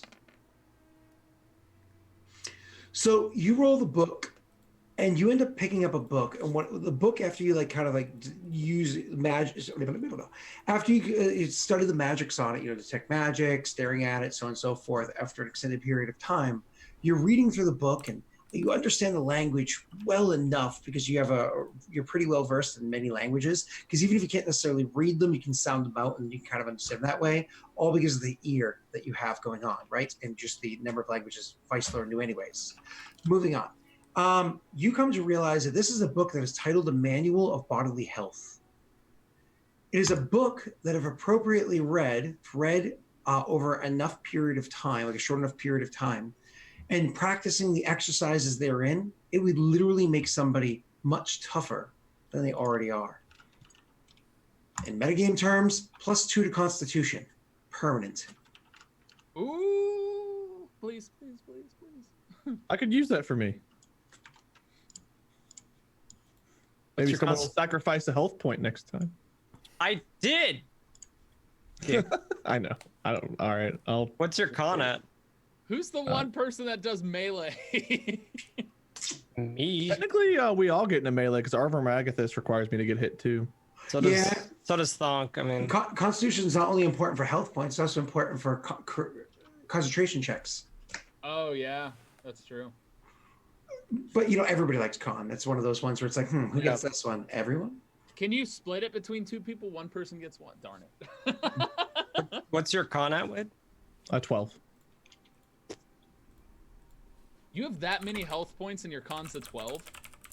I rolled really, like what I said, I was due for a 1. I'd rolled really well on a lot of health rolls, so I'm not I upset have about the 2. 56 and my con's a 15. Didn't you roll awful the first night on health though? Yeah, but then I've made up for it and rolled high on all the other Mine's a ones. 14. Yeah, I rolled really high almost every time on health until tonight. This is the first bad, so that's why I was like, I was due for a 1. Okay, what was the other book, Scott? You said I identified 2, right? Or just 1? You only identified 1, unfortunately. Other people could attempt to identify them themselves if they want to. And Thonk actually got a robe at one point in time that nobody was able to, a cloak at one point in time, but nobody was able to identify. I don't remember But I know that you could hear, you could feel, horror inside them. You could see that it was comprised of, clearly made out of beard, so on and so forth. So I should say hair and flesh. You could try to re-identify that again, Thonk. This is Arcana check for you. Arcana's terrible, but I'll roll. You guys can always do things for each other too. Yeah. Yeah, So you still exactly. can't identify the robes, unfortunately. I can try on them one time if you want to try the 3 books, Mike. Yeah, sure. I was gonna say I'd give you guys. my Honestly, advantage. why don't we do it this way? Why don't you guys, the three of you, work together because you're all magic boys, and roll again with advantage. And this is going to be it doesn't have to be. All 3 of us are rolling with advantage? Hold on, no. Wade already rolled before, so either Pat or Mike will roll the different checks with advantage. What's your Arcana? Well, My here's my question. That's for the books, Scott. Can Wade roll with advantage on this robe that Thonk has? He's I'm just gonna have one person roll for all of them for simplicity, Okay. and then we can figure out which one they are afterwards. What's your Arcana, Mike? I only get a +1. Same. I'm a +1. So go for it. You're. You well, want me I to got roll? luck Wait, technically. I was gonna say you have luck. You could turn your shit into super advantage. All right. We're Do it. due for a rest, I think, anyway, aren't we? Hey, Yeah, man, this is all happening during a rest, so I would let him blow his luck load. No, he doesn't get his luck load until Not after yet, he levels. not yet, After yeah. the rest, yeah. So I Oh. just rolled this with advantage. You roll me 1, 2, 3 of them. Your dice are neon green, so that shit gets chromed right on out. Dope. Nice. You got a 19. That's a Well, you decent get to re-roll a dice for the first one, don't you? For all 3 of them, right? No. If he wanted to, but he doesn't have that until after the long rest. So okay. those that was the 1, 2. That was the 3 books that remained. You didn't pass any of them. Sorry, you have to roll really high, and then try once for the ropes. Yep. Sorry. Okay, moving on. And this will be long rest happens next day, so on and so forth. You guys are good to go. Make sure you, of course, wake up the next morning. You're welcome to join them again. Oh, he would immediately start seeking him out after he rested. He was out for like, not only the assault, he's been awake, and that night before, but after he went outside, he had been awake for like 30-something plus hours, almost 40-something hours, 48 hours before he came back. So he was exhausted. So obviously he came back and rested. He's been climbing and swinging on stuff. So he'd immediately, he would seek out somebody. His dog, by the way, is out. He would let Matilda out of the box, so that and allow her to go find food, and then go find them with the dog by his side. Allow her to go find food on her own, correct? Correct. Mike, at some point in time, you're going to have a report of a missing orc. Okay. Has that been normal because we're in the middle of war? I mean, when people were breaking through the walls, but at some point in time, you're going to get a report saying one of the orcs is missing. And nobody's broken through the wall recently. Then I would have to send some schmucks to figure it out. So make sure you can easily rejoin them. Yep. And he would make sure Matilda was back before.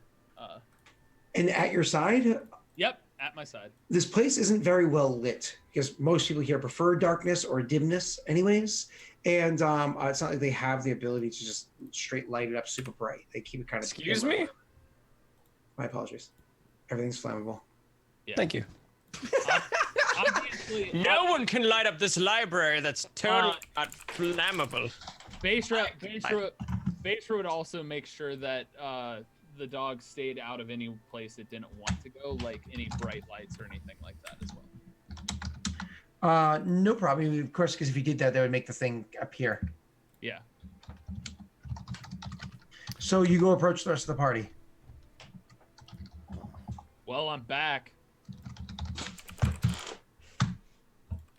TX would be sitting at a table with a book on his face, sleeping. Where's Sonk? Kicks the chair that Basra's in. Or not Basra, kicks the chair CX is in to wake him up.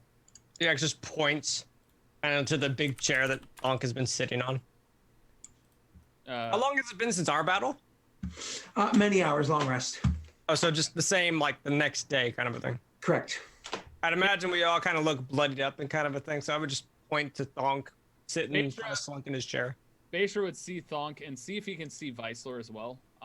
He would want to get Vicelor and approach Thonk with Vicelor and give a report to both of them.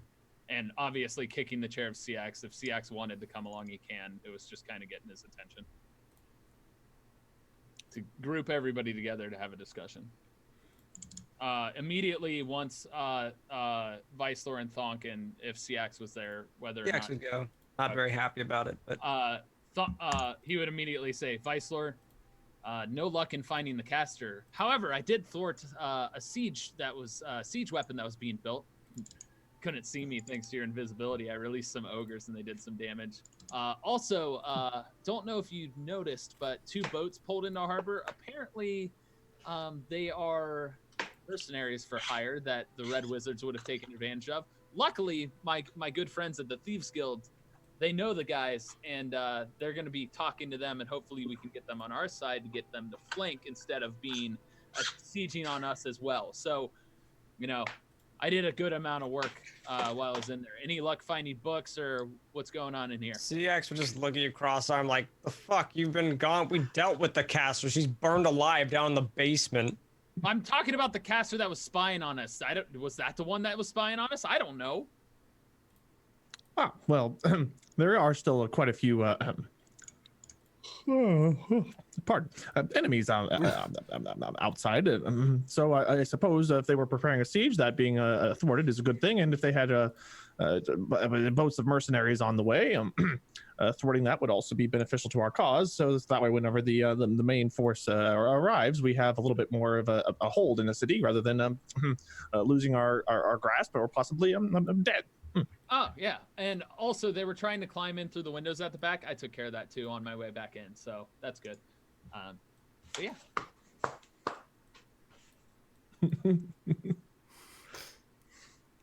Yeah, just quite look at quite good.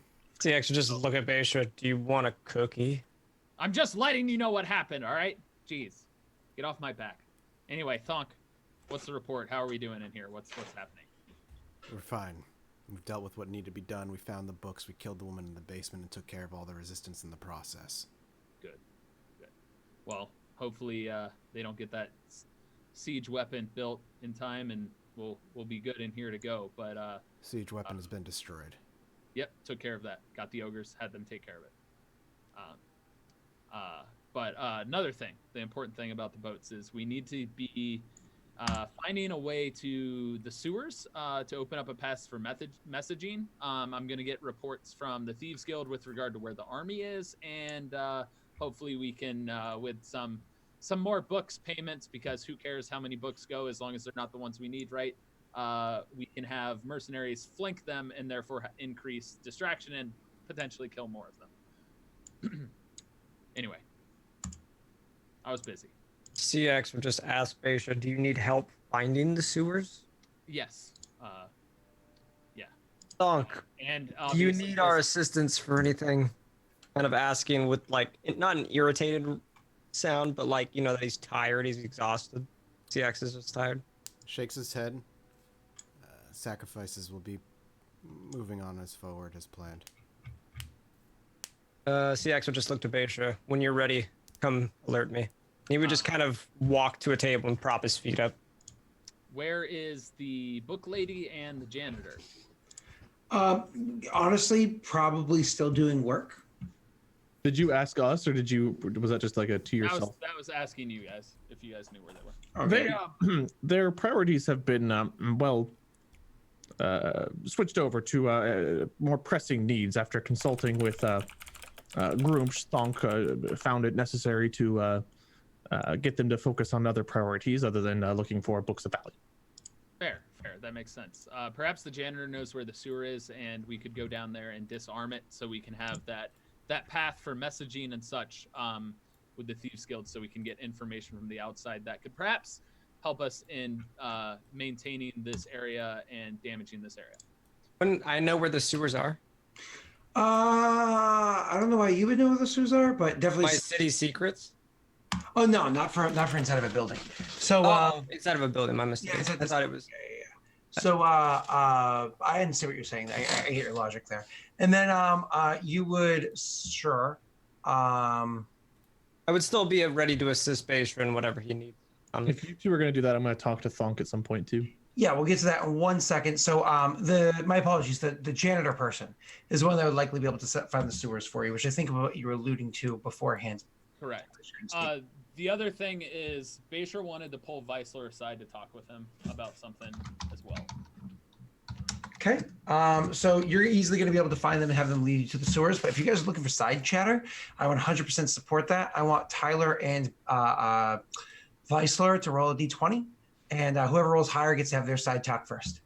No, I don't care. We can do. It would make sense for me to have it with Bashra first anyway, because Okay, when I'm fine. gonna run off and look for the sewers, I would talk to Thonk after he left. Oh, okay, that's fine. Fine. Not gonna let you Weissler. let me fail again. Weissler. Did that when you were born. I have something that I think Stop, might Scott. be, Stop, Scott. might be of help with this whole creature thing from another dimension. Come with me to over here. I have this box here. It had a creature that was much larger than it inside of it, and I couldn't see it without this mask on. He had hand the mask. Would him. I have heard this being close to them or no? I mean, I imagine he's having a side conversation with you, unless he's saying, I don't care if you're around. He may have pulled him into a different area. That's up to them, because he can narrate where it is that they were prior to starting the conversation. You know? I want to Say say, Tyler wants you to know or not. He literally would just pull Weissler by himself aside. oh, okay. Because if it has to deal with the monster. No. Okay. And he would also hand him the thing. Oh, by the way, when you put that on, you might see a new friend of ours. Don't freak out. Isn't this the mask I wore to hide myself whenever I was doing the casting? Correct. Yep. Okay, so I've worn it before. So you're telling me this box holds a thing, it's very much like the bag of, holding before. Yes, but different. It has some sort of energies. I don't know how it works. Perhaps but... we shouldn't use this box to open any portals. No. Not about opening portals. I think we could put the creature in the box, maybe, perhaps. I don't know. What's in the box? Never Never gets old for me. That is probably a difficult task, but something to. Everything's on the table at this point. Now you spoke of what was in this box. Oh, it was a cat. It's been eaten. Don't worry about it. You ate a cat. No. The other creature you're gonna see when you put that on, that's right over here. And he starts petting something that you can't see. He looks over and just quickly puts on the masks. And what's this thing look like, Scott? No. That's all you, Tyler. You have fun with that one. Oh, okay. What's this look like, Tyler? So it is a shadow mastiff. It has a bunch of teeth, very sharp, jagged teeth. It sits there, and it is a dog the size of like a black bear, just completely black, standing proudly. Looks very full, and is honestly sitting there and kind of looking up at me while I pet it on its head. Is there any without the mask? That's what I was about to ask. There is a way to view it without the mask, but that's not pertinent quite at the moment. You know what I mean? But Okay. but just for out of game purposes, there is a way to view it without the mask. Absolutely. I was just curious if he had a bond with it, if that was a thing or something. No. That is a horrifying looking beastie. I just want Weissler to be like, reach out to pet it, and he'll think twice about petting it, and then he'll, I've tried worse, and then he'll reach out and actually like pat its head. I would immediately like make sure it knew it was okay, and it's okay, Matilda, it's okay. Well, hello, Matilda. A pleasure to meet you. So this eats cats. It eats, well, the thing it wanted to eat was a cat that looked very similar to it, but different. Obviously, dog versus cat, different things. He'll remember the orc that came over that had the report of the other missing orc that he gave to Thonk, and it'll cross his mind and be like, nah, that couldn't possibly be it. An invisible, a beastie friend who can eat cats. That sounds very useful, as well as the box. You had quite the adventure outside the walls.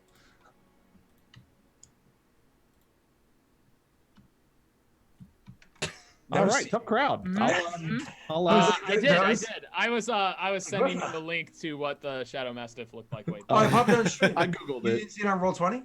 I didn't see it on Roll20 right away. Oh, here, I'll do it again. It's right. Oh, now I see it. Yeah. Yeah, bam. There's the Shadow Mastiff, Wade. It's the size of a black bear.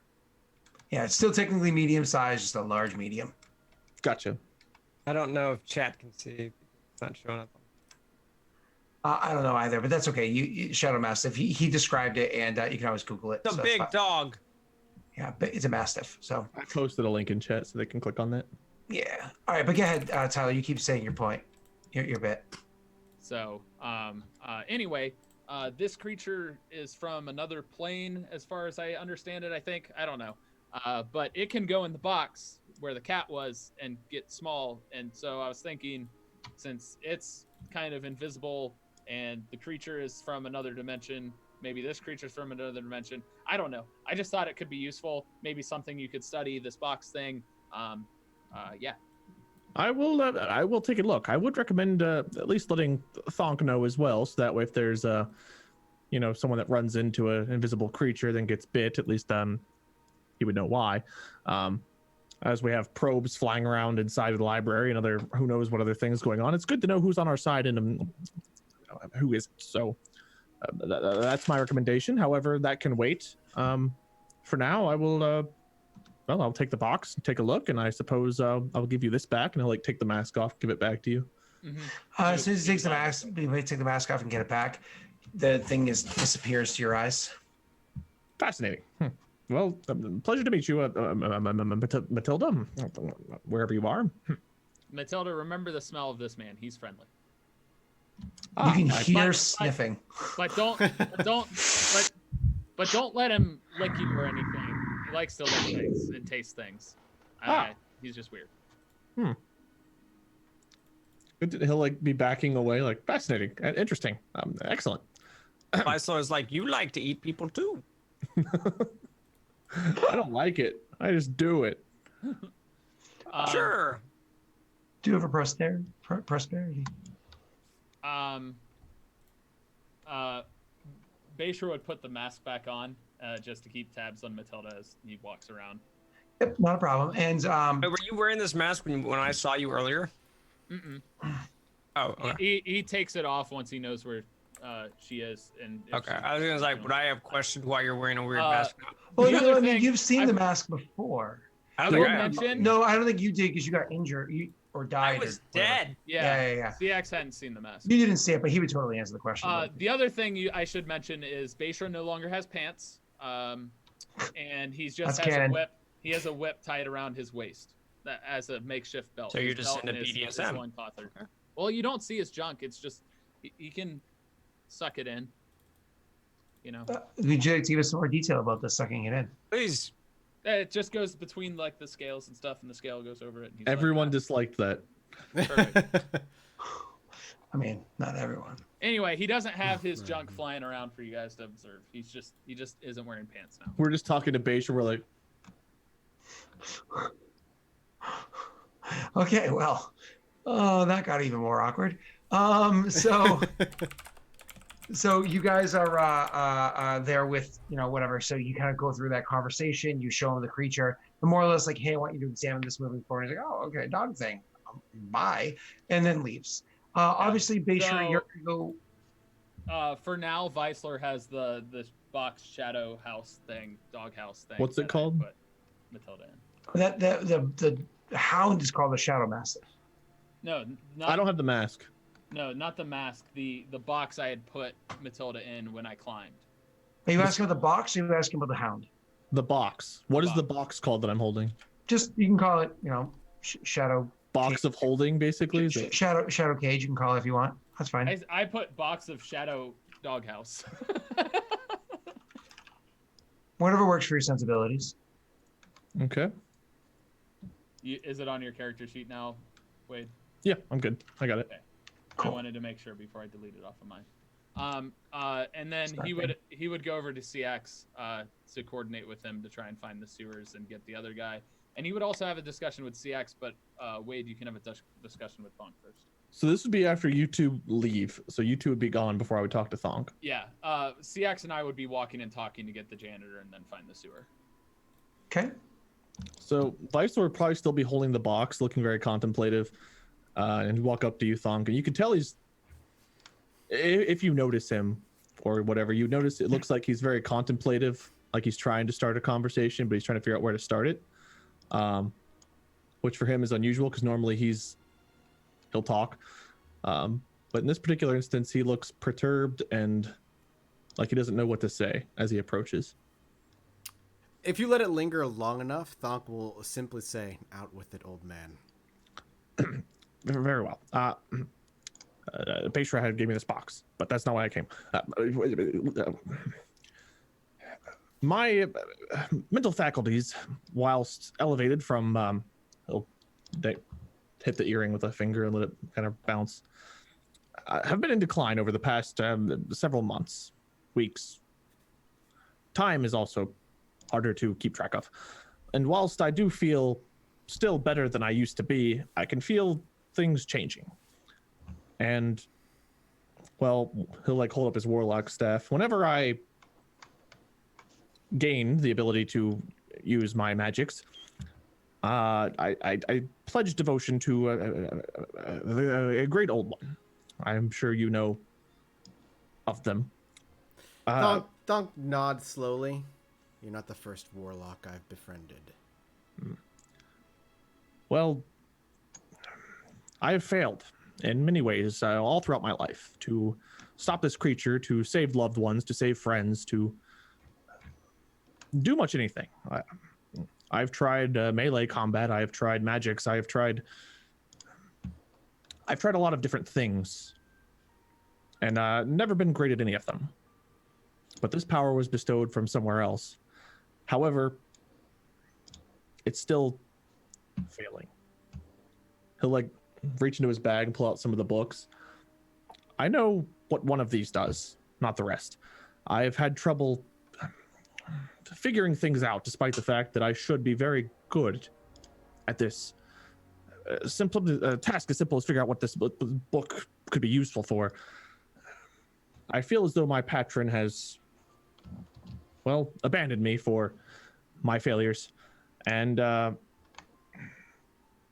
I'm more and more leaning on your connection to Groomsh. And, well, I am interested in, how do I say, giving Groomsh more of my time and less of, well, the great old ones who have looked down on me.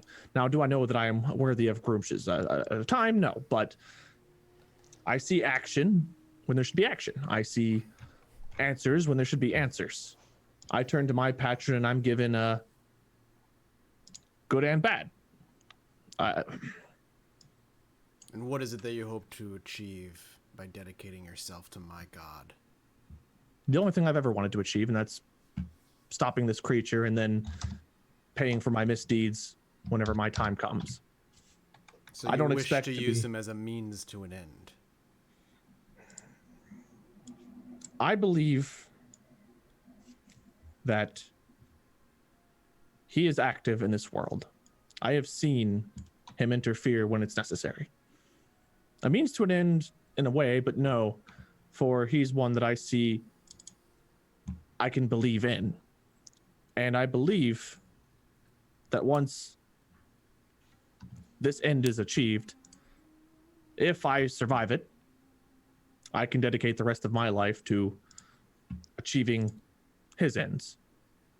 Are you prepared to take lives with your bare hands in the name of orcish kind? He'll look at his hands.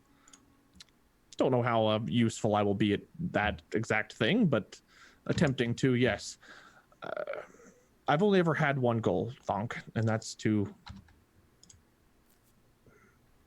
put an end to the misery that life has bestowed upon me. Once that end is met, I am the servant of whoever helps me get there. But I've only seen one that's active in this world that I've seen true results from. And I'm hoping that by working with you, I am helping serve Groomsh, and that in turn, Groomsh can help us, well, destroy this creature. All who work with me work with my god. I am the tool to his hand. Which is why it only makes sense that I would, But do you also truly work. devote yourself to the chaos and war that he stands for? Or do That's you all I've ever merely- known, Thonk. I feel it's been But a do perfect you match all believe along. in it, Vice Lord? There's a difference Oh. between understanding that it exists and enthralling yourself and rapturing yourself and becoming chaos and war incarnate. The destruction of knowledge. The lands belong to our kind and our kind alone. Everything that once was ours will be ours again through blood, and nothing will stop us. As you can tell, I'm not an orc, but You would be a good, useful tool to him. But the finicky thing about those above, gods, they only truly respect and answer those who believe in their cause. Should you, on the rare occasion, be chosen directly. But usually those are paladins. well, I'm willing to give it the old warlock school try. Should he have me? What I am asked to do does not matter. Whether it's chaos or whatever have it, I am devoted to whatever gets the job done, and whatever price that asks of me to pay, I am willing to pay.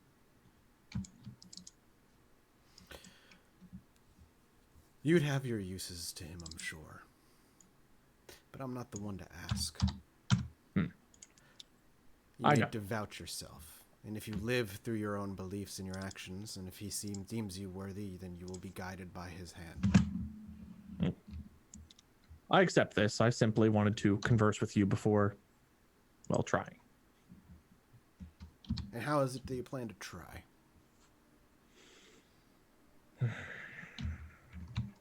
Well, I know that the way that you've communicated with him in the past has been sacrifice, so I assume that that may be required of me as well. You wish to contact one of his messengers directly. And what is it that you plan to ask if you achieve such a thing?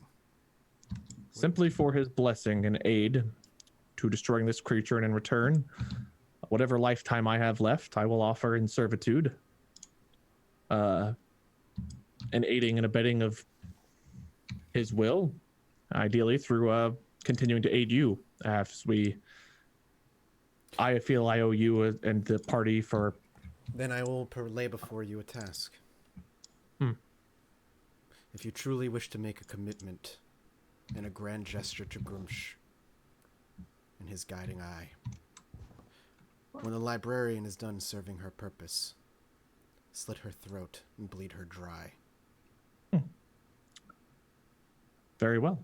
If that is what is asked and required, then that's what shall be done. She has I served will her say purpose. her Knowledge. purpose is not quite fulfilled in my eyes yet, but when it is, When it is shall be done. She shall not spread the knowledge of these libraries elsewhere. Spreading of knowledge matters not to me. Neither does it to Grumsh in any way. We'll Very speak well. again in a few days then, Vice Lord. And I'll actually reach forward and I will cast Bless on you. Whoa. It tickles. It does probably just tickle. That's all it does is tickle. Hmm.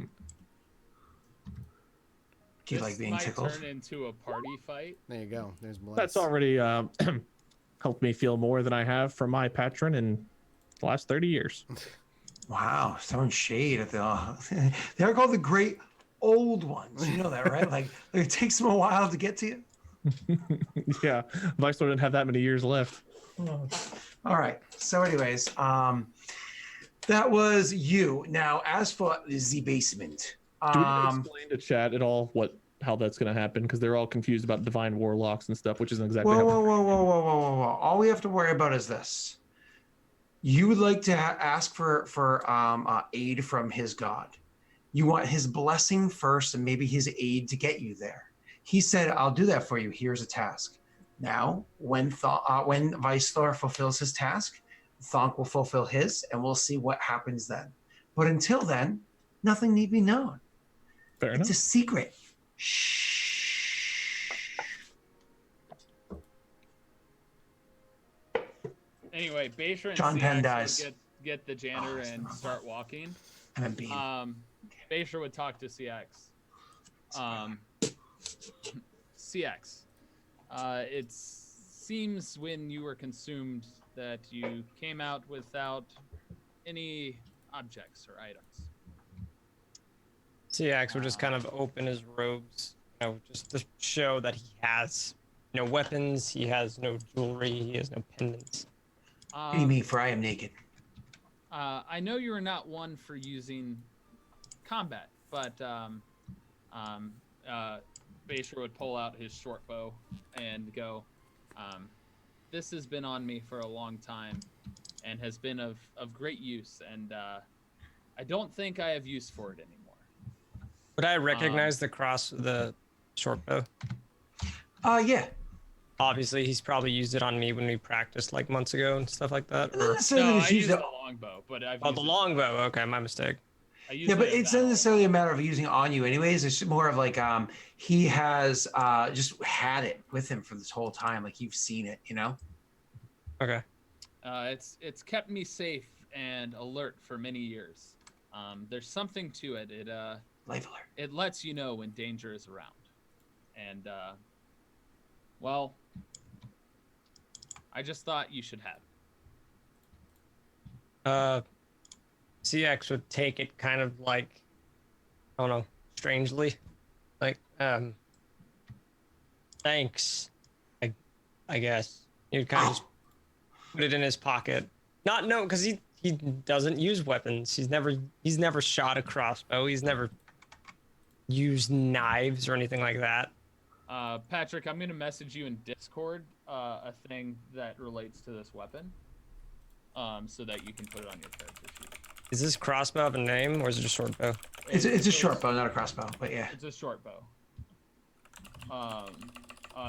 Its name is called. It's a short bow of warning.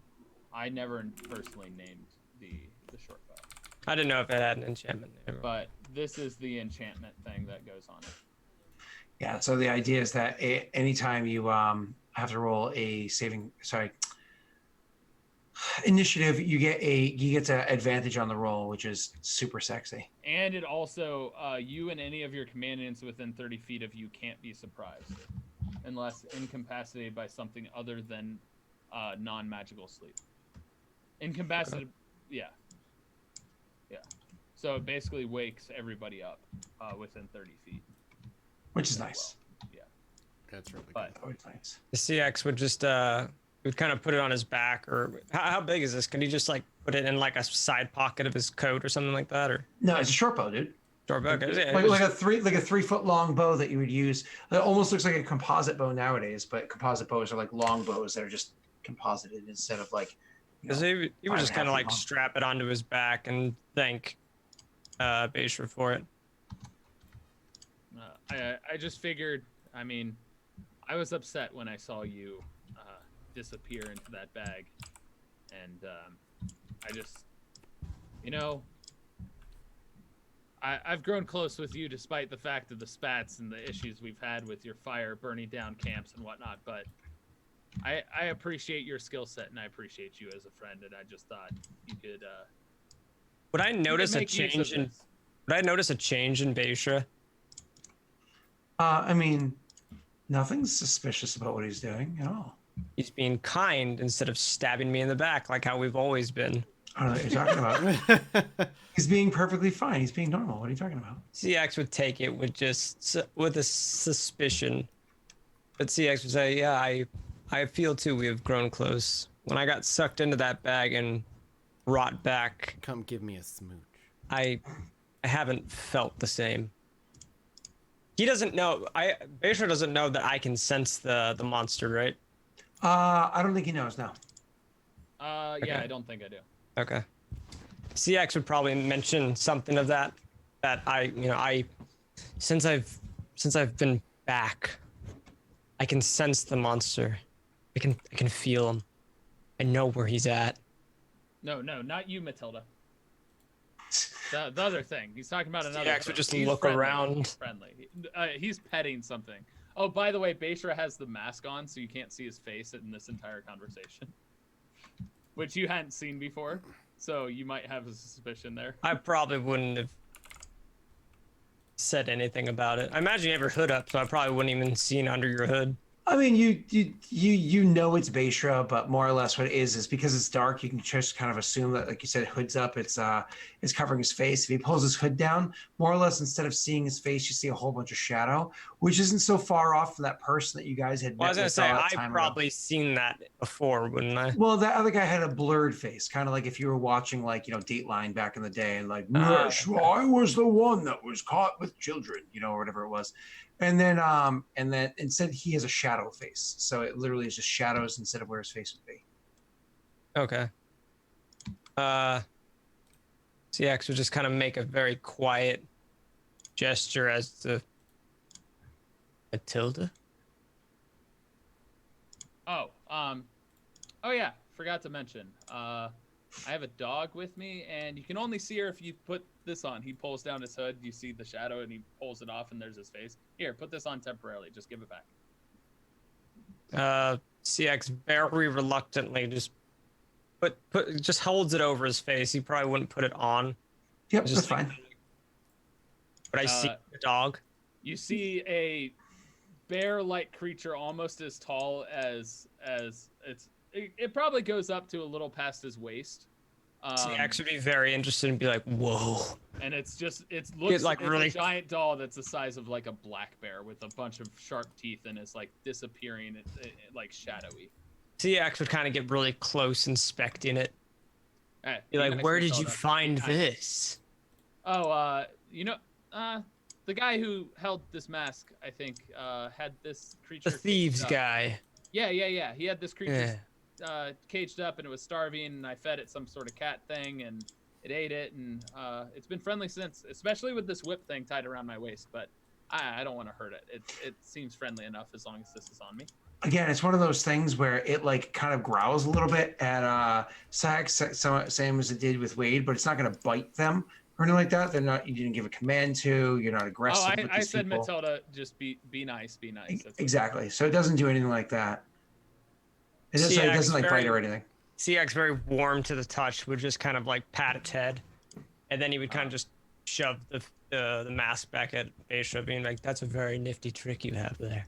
Yeah, and then I you'd can say, see you being extremely deadly now." Yes, Matilda, take a sniff. This guy is also very friendly. Don't hurt him, unless I tell you to directly. Stop, Scott. CX growing up on the street would not be afraid of the dog or anything like that, as I have been around beasts and stuff like that. Not to that nature, but I would just be like, cool. I wonder if Wade can give us that in like a Trini voice. They go, "Stop, Scott! Stop, Scott! Stop, Scott!" I think he can. No. No. Maybe wasting my buttons on you. What was that? Wasting all my buttons on you. It's just a big dog. It's it's not a bear. It's just a dog the size of a bear. It's like a dire wolf. Think of a dire wolf from. Can I technically give haste to the dog? You can give haste to anybody that you can affect your magic. It's a willing creature, correct? Yep, that creature would probably be willing to take the haste. Okay, because I was gonna say if it's only answering to Beishra. No, that's just you cast a spell on it, and it's like, this doesn't seem threatening. All right, so anyways, let's keep going. So you guys all have your fun little conversations. Was there anything else anybody felt like they needed to go over really quickly, or are we heading to the basements now? Would a Beishra have said anything to my notion of being able to feel or sense the monster? Beishra would have responded, that's good, unusual, but good for tracking, good to find it, good for our purpose of killing it. I guess I would want to not disclose that I know exactly where it's at, but that I can sense it, and that's probably as much as I would go into detail. Like, talking them know more about it than I've let Beishra know. You probably can't sense any more about it than you would be able to just by making a perceptive check to notice that something's like kind of lurking about. because it doesn't give off any signs. However, if you are traveling with him for an extended period of time, if the thing walks through bright light, which does happen because sometimes you guys walk by torches, you'll notice in dimness or darkness, it's completely invisible to your dark vision and the light vision that you get through dark vision, right? But as soon as it steps into the bright area of light cast by, like, say, a torch or something like that, all of a sudden it kind of like fades like shadow corporeating into view. Oh, I was talking Like about the the several creature steps. monster, not his dog.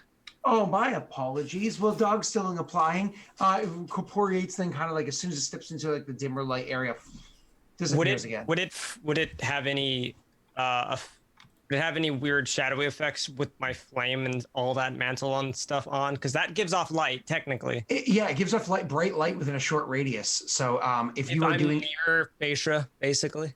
yeah, if you're near Bayshore when you're doing one of those things, yep, it would take effect. But that's only if you're near him while you're doing one of like the those. 30 feet or whatever it is. Yeah, it's not like you leave those on. Shoot. Doesn't the Mastiff from bright light take damage? No, I think it just has disadvantages and a whole bunch of shit. Oh, okay. Yeah, you can look up the thing I had sent to you before, and Just I think make you found sure it yourself you're too. nowhere near me.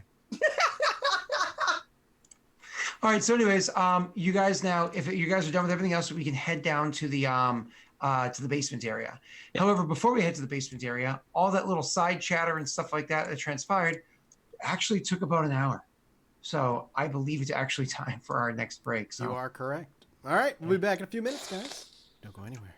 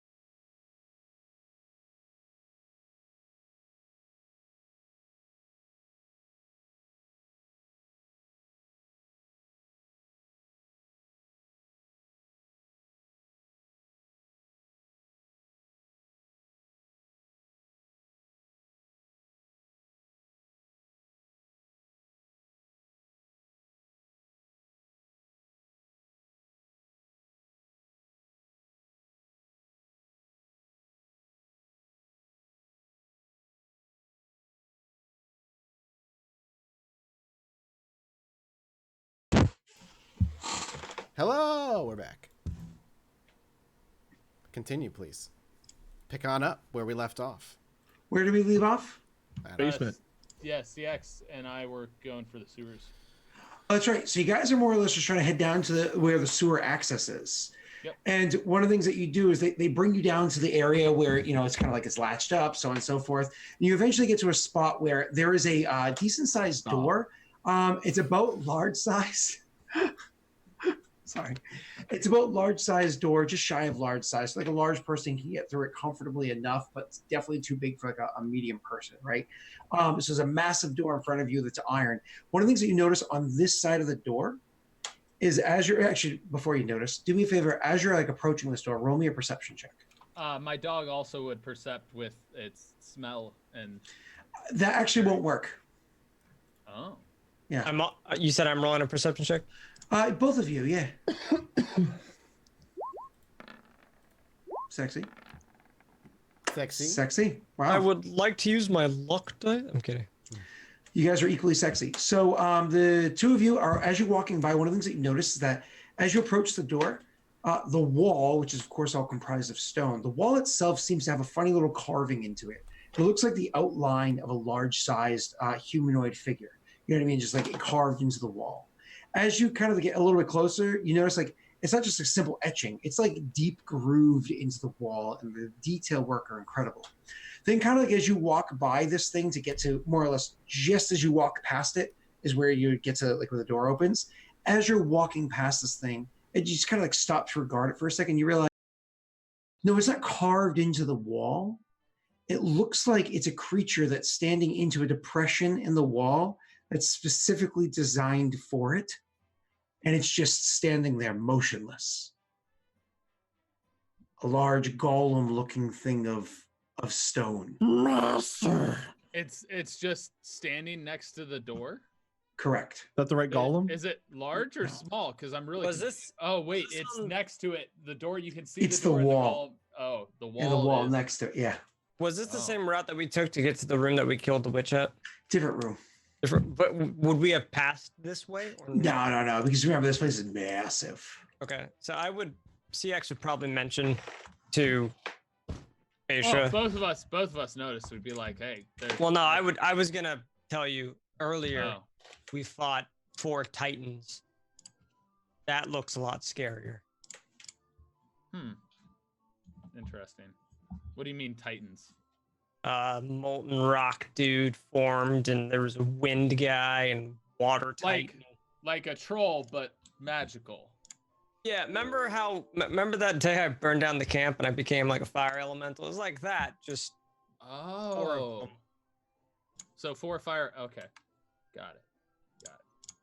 Interesting. And that's scarier looking. Yeah. Wanna go poke it? I think if we walk through this door, it's gonna do something. Baisha's gonna look down, find some rodent running around, eat it, and think for a second, and pick up whatever pebble is there, or maybe even using like a bone of the rat he just ate that he made like a throwing dart out of it, and he's gonna just throw it at the stone golem from a good distance. Yep. So like 10 minutes pass as he grabs something, eats it, chews, thinks, debones it, sharpens the bone into a dart, and then throws it at the thing. All while contemplating, and nobody's really saying anything because it's not like you guys are in a friggin' rush at the moment. And finally, like you throw the dart at the thing, and you're like, doesn't move. Hey, you! Doesn't react. Who's calling? Maybe we should get the other 2 before we do something. I got smacked around a little bit when I was outside, but I'm thinking we might need some. As Baisha's saying that, CX is going up to the door and he just kicks it in. There's a pull door. Whatever, you would still kick it in. No, sorry. It goes out. So you go to reach for the door. I think we should go get the other. Boom! Just kicks it in. You kick in the other door to make you a little bit of an entrance that's going on there. As you kick in the door, because like the door is locked, it doesn't actually kick in because It's It locked. just kind of makes a loud thump.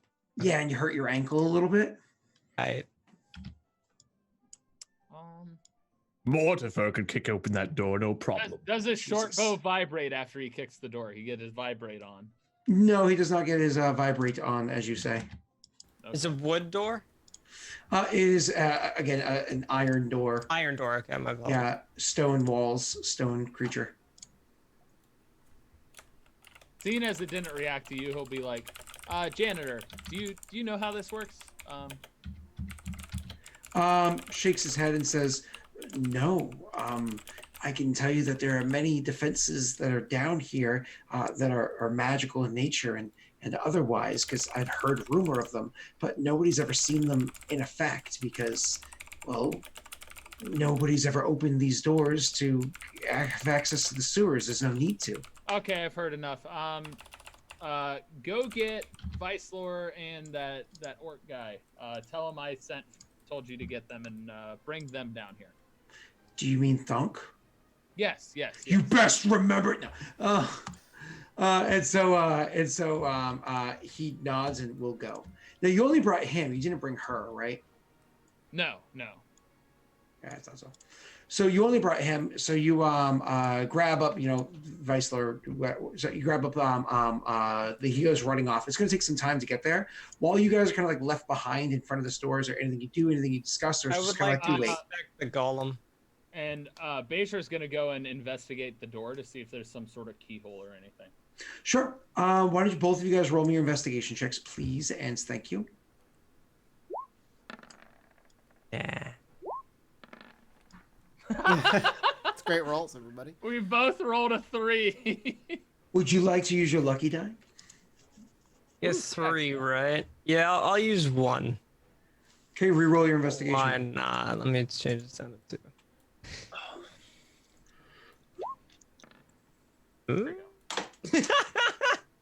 Looking over the golem, you notice two things of note. One, you're pretty damn sure that somebody wouldn't go through the work of this kind of craftsmanship with this quality of stone, those joints designed the way they are, and so on, if this wasn't a real golem as opposed to a fake one. Especially considering that if this door is designed to keep, as a defense, to keep people from breaking in, why would you have it form so well as like a sign of danger on the inside of the door where it's causing no threat or warning? Second thing you notice is it is covered in dust, just as much as the walls are. You don't think it's moved in a very long time. I would probably say both of those things to Bashra as he's inspecting keyhole. I can't. How far is it? Is it right next to the door? Or is it kind of like 20, 30 feet? It is about 10 feet back. So if you imagine, like if you're on a door, like a grid, like 2 squares back on the side. So as Like a knight's move. Bashra's doing his, looking around the door, CX would just yell, "Shit ain't moved in a long ass time." What do you got, Bashra? Nice. Can't seem to find a keyhole, I don't think. You look around and you do not find a keyhole. You are correct, sir. Don't know quite how this is locked. Obviously, it doesn't want people getting in from the sewer, which is essentially what the Thieves Guild told me, but, interesting. The fact that we can't open it now. Basha's gonna go ahead and grab the handle and, try pushing and pulling as well. One of the things that you notice sorry, Bashra, there is not even a handle there. Oh. He's gonna grab whatever he can, take out his crowbar, because he had regathered his crowbar, and shove it in the side and try and... Crowbar is pretty legit, actually, as an option for kind of like looking things over. But unfortunately, even with your crowbar, you can't. There's nothing there. There's nothing that you can get the crowbar in. You can try to pry the door open or whatever, but it doesn't seem to budge. Maybe you could try a strength check to see if you're able to do any amount of damage to it. Seeing CX sees Bashra just Jimmy rigging this like crazy, he just starts walking over to just inspect the door with Bashra. Sure, you're welcome to go over and roll an inspection check. Your attempts to wedge the door in any way are completely a failure. Sorry. Kind of figured with that roll. Your investigation of the door notices the same thing. There are no locks. There are no anything like that. However, what you do notice is there is a slight humming. Is it just consistent humming? Yeah, with a slight whir to it. Why don't you do me a favor, roll me an Arcana check? That's not good. Yeah, I'm not good in Arcana. Must be something on the other side of the door. I don't know. Facer, can you hear that? There's a humming. It might just be me kicking the door earlier, but I hear this. Interesting. I hear this. I hear this humming. He presses Beishra's head against the door. Do you not hear it? Stop. I have an idea. We can't see anything, but maybe when we light this. I should mention, Scott, that he's had the mask on still, but he lights his lamp, revealing as well. I assume you had the mask on. That kind of makes sense. But you do the lantern revealing and you put that over the door. First of all, when you light up the lantern revealing, kind of like you move it around the room, you notice, of course, for a second, you can actually see the hound because it becomes visible within the lantern's light. But then he turns it to bear in front of the door. And what all of a sudden you can see is the number of runes that are on the back of this door that suddenly you can read. Two things happen. First of all, holy wow. There's layers upon layers of runes that are there. And they're not like stagnant runes. Like some of them are stationary. Others are like twisting magical circles that are like constantly spinning. And there's etchings on them. But there's like layers of them. So kind of like twisting and going over each other. Kind of like if you were to open the back of like a really well designed watch and look inside and just see all of the different cogs or whatever moving inside with other stationary pieces kind of sitting there. The back of the door all lights up. Before you ask what you can do anything with, you guys also both need to make me a dexterity saving throw. Don't I get advantage on dexterity saving throws? You do actually, yeah. Would I have recognized the runes in any way? Not yet, because there's a kaboom happening at the moment. Yeah. 18, do I save it? Actually, you do. Where's and Syx is it's terrible. All right, I need let me just roll this Can I damage. lucky dice that or no? Oh, you can. Okay, I'll try lucky dicing it one more time. Technically, it's supposed to be before I say anything, but that's fine. Oh, my apologies. No. It's also. I didn't know if it works on saving throws. It works on any D20 roll. Go ahead. Oh, dope. Oh yeah, take that one. You succeed too. So it doesn't work on anything that's non D20? It's going to work on D20 rolls only, correct? Okay, perfect. It's one of those things you want to be careful with too. You're gonna want to choose wisely when to use it because you're already 2 out of 3 are gone now. Yeah, but I get it back every long rest, correct, Scott? Correct. Yeah. So. Yeah. Yeah. I rolled okay. An explosion blasts outwards, dealing to you guys each 27 points of acid damage. Now, No, I take before you take this acid damage, your evasion makes it so you take none on okay, cool. You instead take 13 points of acid damage, Syax. As you guys read the runes, and in reading the runes, all of a sudden they glow green for a second, start bulging off the door, and much like a popping zit, out at you guys in this like thick green goop. And you, Tyler, you just kind of do this like jump back flip where you kind of like you literally do this almost back handspring, but more landed, you feel like backflip, jumping out of the way, allowing your cloak to come up and take the brunt of the damage. Sure, there's acid burns in your cloak, but your cloak is already heavily resistant to fire burns, and so it kind of like negates most of the effect, adding just kind of like a little bit of burn marks on there, allowing you to evade all the damage. You try to jump back, Syax, and you actually do this like double step and dive to the ground to get back, and so most of it splatters away, but some of it still catches you on your leg and kind of like burns down your leg. As I said, 13 points of damage is what you take. Yep. What about my puppo? Oh, good question. Did I give you a character sheet for that or no? Nope. I'll see if I can get that put together for you. In the interim, I will make a dexterity save. It actually has a decent dexterity. I believe it has like a +3 or something. Also, I gave for the roll. For chat, just so people know, because I know people are asking, I cannot fix the rolls unless I shut down OBS and restart it. so there are no visible rolls right now.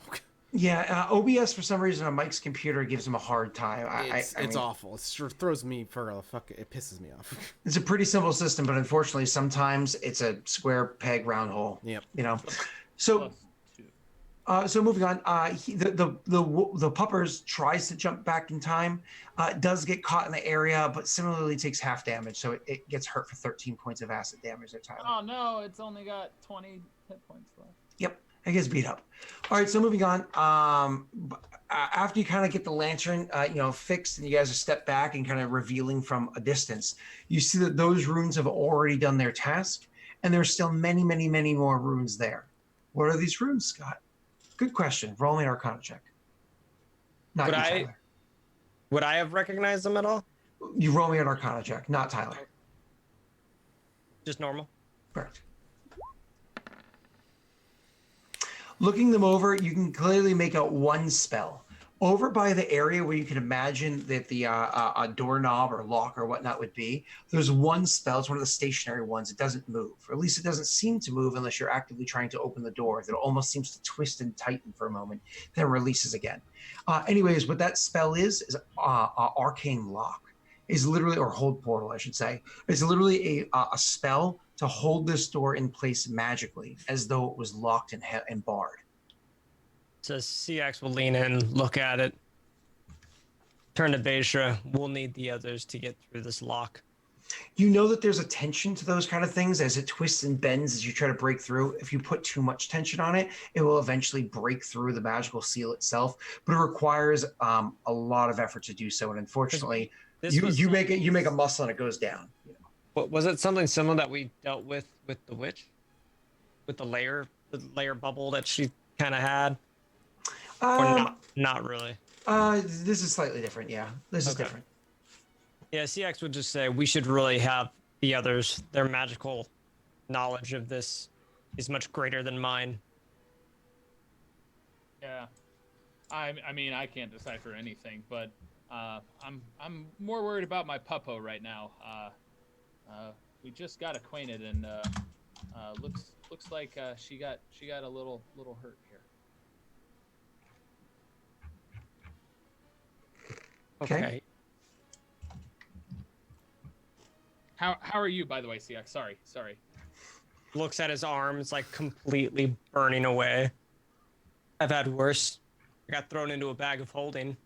Just glares at him.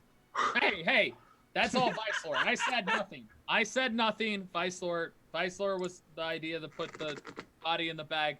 I mean, it seemed to make sense. I didn't think anything was going to happen. I trust me. I tried to help. I threw a rope in there for you. I did what I could. He even yelled at the DM several times. I imagine the guys start coming down the way as we're bickering. Yep. So they'll come back down. As you guys doing this inspection. So you guys come down. You can smell acid. There's the arid smell in the air. The miasma kind of like, oh, fucking rancid down here. I would mention the lantern is set down by the door. And Beishra is away from the door with his dog, so the dog isn't in the area of the lantern. It is important to note that it does never recharge and never explodes on you again, so you don't really have to worry about that. Yeah, but did that rune that exploded, did that rune disappear? It did. Okay, so we noticed that it's gone now. Yep, you saw it bubble out and like pop at you like a zit. Ew. So upon Vicelor and Thonk coming, we would probably just fill them in on everything that happened. And I would tell them about the lock that I recognized and ask them, is there anything you guys can get out of these runes?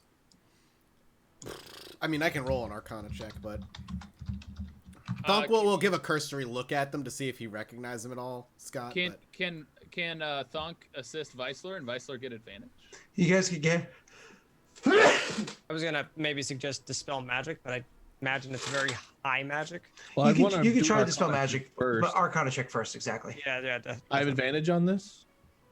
Because the two, assuming he casts Detect Magic as well, then yeah, you guys can have... Yeah, I'll use Detect Magic, sure. Are the runes not still lit up? They are. I mean, they are, but... Oh, I see what you're saying. My apologies. He does not need to do that spell. You are correct, Wade. And you can just roll with advantage. There you go. Save you a spell slot. Yeah, I can do it as a ritual, but it's not a big Hey, 25. Pretty solid. So looking into there, you're able to examine the runes a ton. And the two of you kind of discussing with the sister. No. I assure you, it means this. Fine. Assuming it means that, then this one means this. And you kind of like going back and forth for a period of time while Basher's giving you a thorough examination. And you notice the different kind of runes on there. As I said beforehand, there's that one spell that locks the door and seals it shut. There's another one that sets off an alarm. There's another one you can literally see the magic tied to that and the golem. The golem itself seems to, it's a latent magic creature, right? But it seems like opening the door will also trigger the golem to have a command. Golems don't usually function without a command to function off of. So it makes a command to control the golem. You can see that one's triggered from both inside the door and outside. So as long as that's on there, if this door opens, but most of the other traps are designed to blow inwards to like kill anybody trying to come in. There's only that one trap plus the golem that's supposed to kill somebody going out. Can we see the golem? Yeah. It's right there. It's made like of 20 stone? feet. Is it made of stone? The same stone as the walls, correct? Okay. Would stone shape work on it? It would have an effect, but certainly not the effect you're sitting there and hoping for. like wiping out its legs? CX proposes an idea. Why don't I just blow a hole in the side of the wall? Well, I could- While that might work, the effects may still be triggered. It's hard to say for sure, but we could possibly dispel the two traps that are, that would affect us anyway. Won't that thing, pointing to the stone golem, won't that thing just wake up and wreck our world? if I'm able to dispel the command spell that it would trigger it, it won't. We could each attempt to dispel one of the two spells, Thonk, if you would like. I'm not sure how complicated this magic is. I would assume not beyond our abilities, but the other spell on the inside, Scott, I didn't know what that one did. So the only ones that you really have to worry about from this side are the command spell and then the locking one. Locking. From the anybody that's trying to open the door from the other side, that's where it becomes dangerous. So Yeah. I'll try dispelling at a 4th level. Wait. Well, what do I know? What level command is? I can't remember. I mean, it's not the spell command. It's which is the first level. it's a trap. Correct. Yeah, it's a yeah, trigger. I'll use one of the dispels as well for the other one. So I'll just to be safe, I'll cast this at 4th level. Mine's Sure. at 4th level as well. Sure. So you guys both kind of cast a 4th level version of the spell. And first, if you know you're unlocking the lock, you don't have to worry about that. You can just, it works. So you don't have to go 4th level Mike. Okay. I would say Wade would do that because he has the higher tier automatically. I'm just trying to be conservative for you. That's fine. And I just want to double check something for each spell higher than. It's a DC 10 plus spell level. So. 14. And then just for funsies, Wade, why don't you roll me a caster level check, an ability score check. This is a charisma check. My apologies. As they're Charisma. Correct. as they're doing this, Syak's just kind of like at the stone golem, expecting it to go wrong. Wade, you cast your spell on the door, and you see the command fade out. However, because you've rolled so well in your Arcana check, while you kind of like see it, kind of like watching like one of those old like 1960s neon lights kind of lose its lighting, much like those old neon lights, you can still see like the inner wire has a little bit of a glow left to it. And then as you're like looking at this magic, kind of like analyzing, oh, what is this dust? You know, kind of like analyzing a little bit more, you realize it's recharging. The command is disabled, but it is recharging. Roll me an intelligence check. If you had to guess, an hour, maybe 2, this thing is going to be charged back up. So if the door opens, it would activate the golem again in the future. Can I roll another check, like a wisdom check maybe, to see what would happen if we didn't close the door behind us? I would actually, you don't need to roll a wisdom check. You know that the door being opened from, so the door will also have like kind of, magic on it to try to make it close. Mm-hmm. But those magics are relatively simple, just repeating. So imagine the spell literally open, close. That would just constantly try to close the door. If you put a physical object in the way, as far as you know, that physical object would stop the simple open close spell, so you don't really have to worry about that. Then the As recharge to- wouldn't affect it. But you don't know all the confines of the command spell and how it recharges. So maybe it just goes off whenever the door is open. Oh, it's stuck open in 90 minutes, an hour, 2 hours, whatever it is. When it Okay. recharges. That's what I was trying to roll for to see if I could figure You that out. you just don't know that one, and that's because the intelligence check had its result. That's fair. So if you Pass can, that information along. I Sure. would assume we have an hour, 2 tops. Conservative estimate would be about an hour before, well, the spell recharges, and regardless of what we do with the door, the golem will probably awaken and, well, try to do its job upon our return. However, if we stay within the confines of that time period, we should be good to go. And I've already wasted about 47 seconds of that, so perhaps we should move on. Well, we're gonna need to have this door open multiple times. Is there a way we can take out the golem before it's active? Unlikely that we would. tapping the Thonk's hammer. I mean, Thonk could swing at it with his hammer, but the hammer isn't like a lightsaber. That shit ain't gonna like cleave through stone.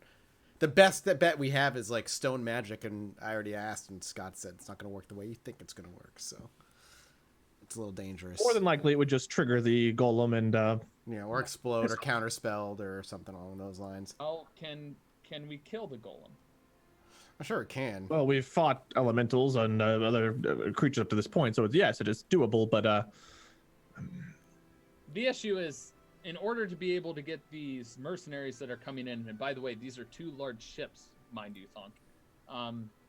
On our side, we're going to need to have that information and be able to give payment in order to, well, hold back forces and perhaps squeeze them even more once the army gets in, as opposed to them being on the assault towards us. Those are the 2 options that exist. So, to me, it seems we have no choice but to take out this golem and find a way to keep this door open. Would it be possible to dispel the recharge thing happening, Scott?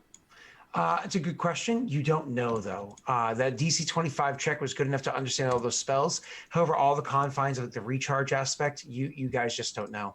He tried to figure that out with the intelligence check afterwards. Yeah, but would it be worth trying, I guess? And seeing what You happens? certainly can try. You know what I mean? You don't know what's recharging it, if that's a magic, if this is just happens to be a magical focusing object, if there's like some sort of repeating magic out from elsewhere. You don't know.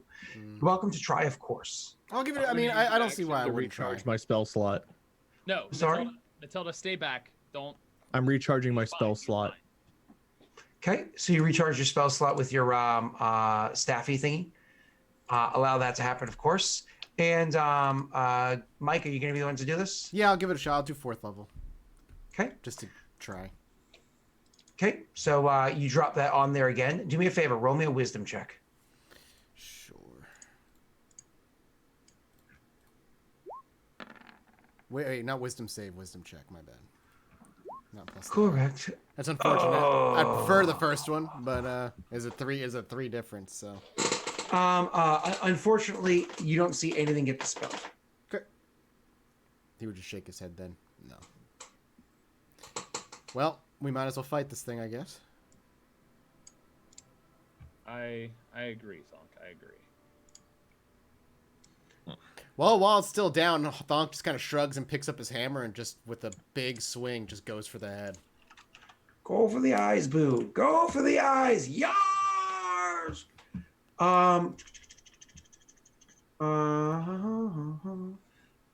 Deal with that afterwards. So you can go and attack it. Technically speaking, you guys can all have a surprise round before we have to roll for initiative or anything. We can all do one thing to it if you'd like. So everybody, knowing you have a surprise round, one action to attack this thing with, what would you choose to do? Is it Basher gonna- will probably pull out his bow and take a shot at it. Like, probably aiming for, like, its legs, trying to hit it in, like, the back of the leg or something like that. Sure, you take out a bow, you're going to shoot at it. Okay, you're welcome to make your attack roll, sir. Do I have advantage because it's not moving? This thing is stone, right? You don't have advantage because it is made out of stone, so you don't have advantage. You're just shooting stone with an arrow. Yeah, I don't know how. I just I don't want to use like inflict I mean, wounds on it yet. I'm asking if I'm gonna get sneak attack is more or less what I'm asking as well. If one of your friends are standing adjacent to it, then somehow magically in 5th edition, sneak attack exists on golems, even though it makes literally no sense. But yes. Oh, I didn't mean to cast that. I just meant to look at it. So go ahead, Syax. Not Syax. Tyler, make your attack roll. You will. Go ahead. Make your I'll attack roll. get sneak attack because Thonk's hitting it with his hammer. Well, I said that. can Oh. can I do inflict I was wounds? just Does that work? complaining that 5. It makes no sense that you can sneak attack a golem. Would inflict wounds work on this thing if it's not active? That's a good question. yeah, That's I'm why. pretty Yeah, sure I don't want to do it then. I'll wait until it wakes up. So then we'll put you to the side. Who else is doing Well, one in their turn? I'm gonna swing on the surprise round. I'm just not gonna use Go ahead, attack. inflict wounds there. All right. Did I hit it? You did. Cool. Hell We'll yeah. get to that in a second. Syax, what are you doing? Wait, I'm what actually are you just doing? gonna laugh at the thought of seeing Baishra just shoot arrows at it. So he's just gonna walk up and tap his shoulder with haste, and be like, "Good luck." I'm not going to attack it. I'm just gonna haste Baishra. Oh, cool. So you haste Baishra. That's awesome. That is going to be my move. And then, Wade, it's your turn, sir. I'm not gonna flame up or anything. I'm just touching him. Flame on. I'm gonna Eldritch Blast the thing. Okay. We'll see if force damage does anything. Wait. Technically, if we look at my, no, golems aren't a favorite enemy, right? No. They're not human. I think I get at level 8. I think I still only get 2 beams of Eldritch Blast. Correct, until level 11. Yep, Wait. so- On first turn of combat, I have advantage on attack rolls against creatures that have not yet acted. It hasn't acted. I should have had advantage. Did you hit it? I should have rolled advantage. Oh, you do get that because you're a ranger now. Yeah, boy. We forgot about your ranger ability. Go ahead. You can re-roll with advantage. Wait, was But he? wait, let Tyler let cool. But hold on. Let Wade finish his turn. Wade, go ahead. Yeah. Sorry. You're fine. Was he hastened before he attacked or No. after? After roll your and it's not for this round anyways. I'll start next round. Roll your second attack, Wade. Oh, beautiful. Almost a crit. Roll your damage. So you do a total of 9 points of force damage. Thank It's you. not adding in my charisma bonus again. God damn it. I'll apply that in there manually. You saw how So we it did should last be time. a 9 and a 12. Correct. So 9 and 12 is 21. Thank you. Everybody got all that, chat? I like how Patrick's just like, all right, I here's also the need to roll my damage because I critted it and get sneak attack. Yep. Go ahead. Roll your stuff, boyo. Don't forget that your sneak attack gets the double as well. So I roll sneak attack twice. Yeah. I 'Cause do it- want to say this is prior to me touching you. Yeah, I know. Okay. I critted, so that's my total. 14 plus 17 plus 16. 14 plus 17 plus 16. Give me one 30 sec. and 17, 47. I'm actually not even looking at that right now because I was trying to get a mini over to the table. Oh, there we go. So we can do something with it. Cool. So all 47. that damage, that's beautiful damage, sir. So that's well, how much total did you say for him? Wait, 47. 47? Mhm. Yep. Plus you are 21. 68 damage to the creature. Beautiful. I just need to double check something. When you attacked him, Tyler, what weapon did you use? I used my Heart Seeker, but I didn't activate it. That's right. You used Heartseeker. So I just want to check one more thing. All right, cool. And then that, and then that, and then that. Beautiful. Love it. Everybody click your mini and roll for initiative. I have to? You need to activate CX to have advantage because he has the Bow of Ornian on as well. Oh, Syax, yeah, let me fix your character sheet before you roll. I'm like, do I have to roll? Why am I a purple token now? I'm also a purple token. Don't worry. Okay. Do I have initiative now that I've deleted that item off of my dude? No. It should stay the same. Syax, highlight your mini and press initiative. It'll automatically do it for you now. We just don't have our minis anymore. We're weird looking. Yeah, that's because we're on a different map. That's all. Oh. That's like the Beautiful. best initiative roll I've ever had in my entire D&D I haven't career. rolled initiative yet. Why does it say 20? Probably left over from your solo session. Highlight your mini and roll initiative. Oh, why'd you move him? I moved him. I don't know if Mike's displaying the stuff or not, but you I usually was, but I can't right now. Gotcha. Why? Okay, so initiative rolls. We 'Cause have. I have to restart OBS. I have to yeah. Yeah, I have an 18. Vicelar has an 18. Thonk has an 18. CX has a 19. Basher has a 17. Wait, why is there no mini for why are there weird head things now? That's fine. It's because they just didn't get ported over from a different screen. So, you guys, these are just the drag and drop go-tos. So We you can guys, have a long rest where all my spells would be back to normal. everything was done that last night. Okay. So, Syax, you actually get to go first as the golem literally, as everybody's like, ah, blah, blah, blah, the golem's like, and starts moving from the wall. Syax, it's actually your turn first. So it's actually moving now. Yeah, it's pulling itself from the wall and coming at you. All right. Is anybody It's close? really need to move far though. Yeah, Thonk is literally standing directly in front of it. Okay. Did he pass? Can he even be stunned? It's a good question. Well, No, because my hammer hit him and it's supposed to stun. So It's a good question. damn it. I'm gonna mantle and flame. So I guess I'll pop those. Even though it's my meta right now. Okay. I'm still. I think Vicelor and I are probably the furthest away. I'm just gonna Scorching Ray. As he bursts his flames, which is 30 feet of bright light with additional 30 feet of dim light beyond that, all of a sudden it comes into existence not too far from where you're standing, Thonk, being extremely perceptive, even more so now that you up your wisdom than you were before. Corner of your eye, something catches your eye. And you look over and you see a large hound comprised of shadow, just out of nowhere, standing there looking rather menacing. Great. Hey, guess what, Vicelar? The dog appeared. Isn't that cool? So Syax, make your attack rolls with whatever it is you're doing, sir. Oh, by the wait, would I have noticed that happen? Yeah, everybody would. Well, I mean, I have my mask thing on. Would I notice that the dog was there? That and we I know can Thonk see your doesn't. dog. Yeah. Well, hold on. Let's go through his turn first. So go ahead, Syax. So that I'm assuming hit. Yeah. Okay. By the way, the dog would be like towards where we walked in the corner, because that's where I had her stay. It's a hallway. Okay, well, it would have been as far away from the golem and doors. 30 feet bright light. That's bigger than most rooms. I get that. I'm just letting you know it's not right next to Thonk. Yeah. No. By that I mean like all of a sudden there's a creature in the room with him. Beautiful, really damage. 20. So people in chat, I got 23 and then a natty 20. Oh yeah. I need to apply a modifier for you, sir. I didn't have that screen. Oh my God. Okay. And a shit ton of damage. 22 fire, 7 fire. Roll your third attack. Another Oh, that's not bad. Did that hit? You have to tell me whether or not you're using luck before I answer that question. No. Okay, then no. Okay. So that's sexy. That was 29 points of damage. Hold on. Well, I'm using Scorching Ray. Sorry, chat. So I shoot 3 giant firebolts. I only casted them as a tier 2.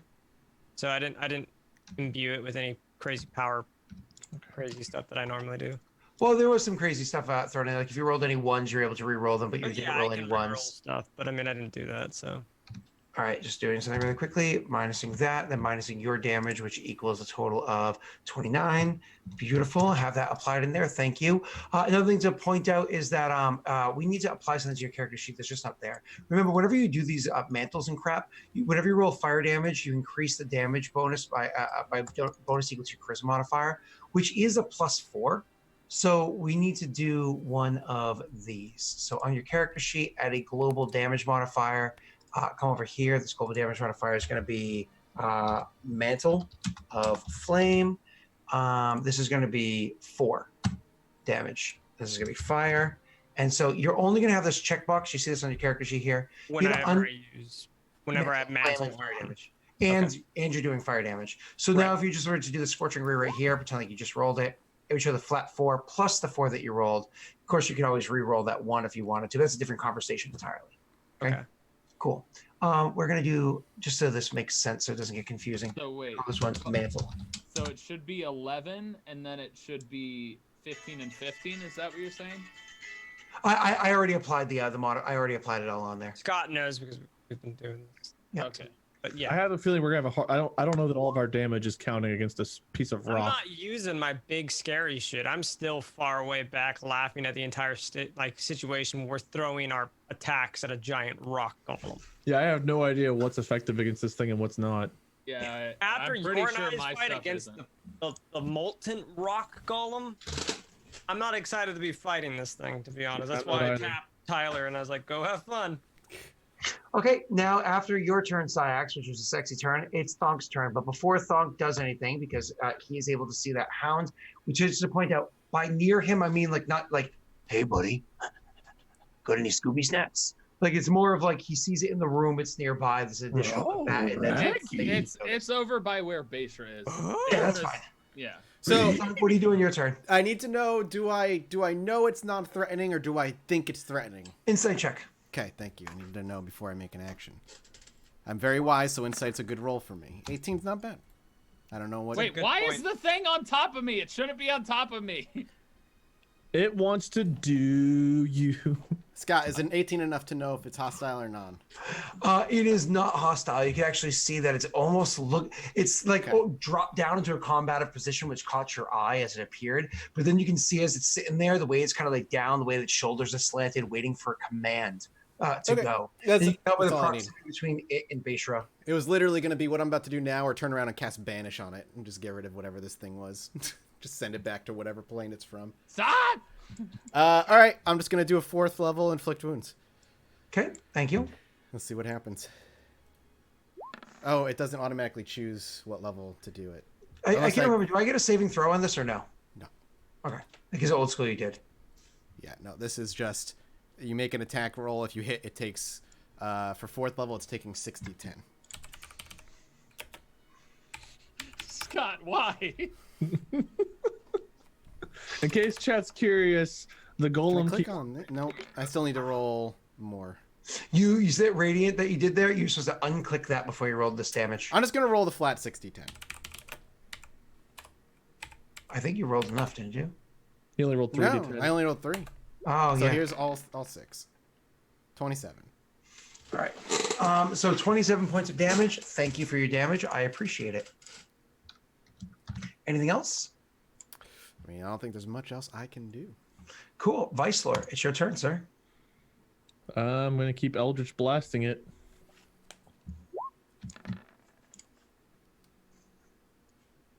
Hit again.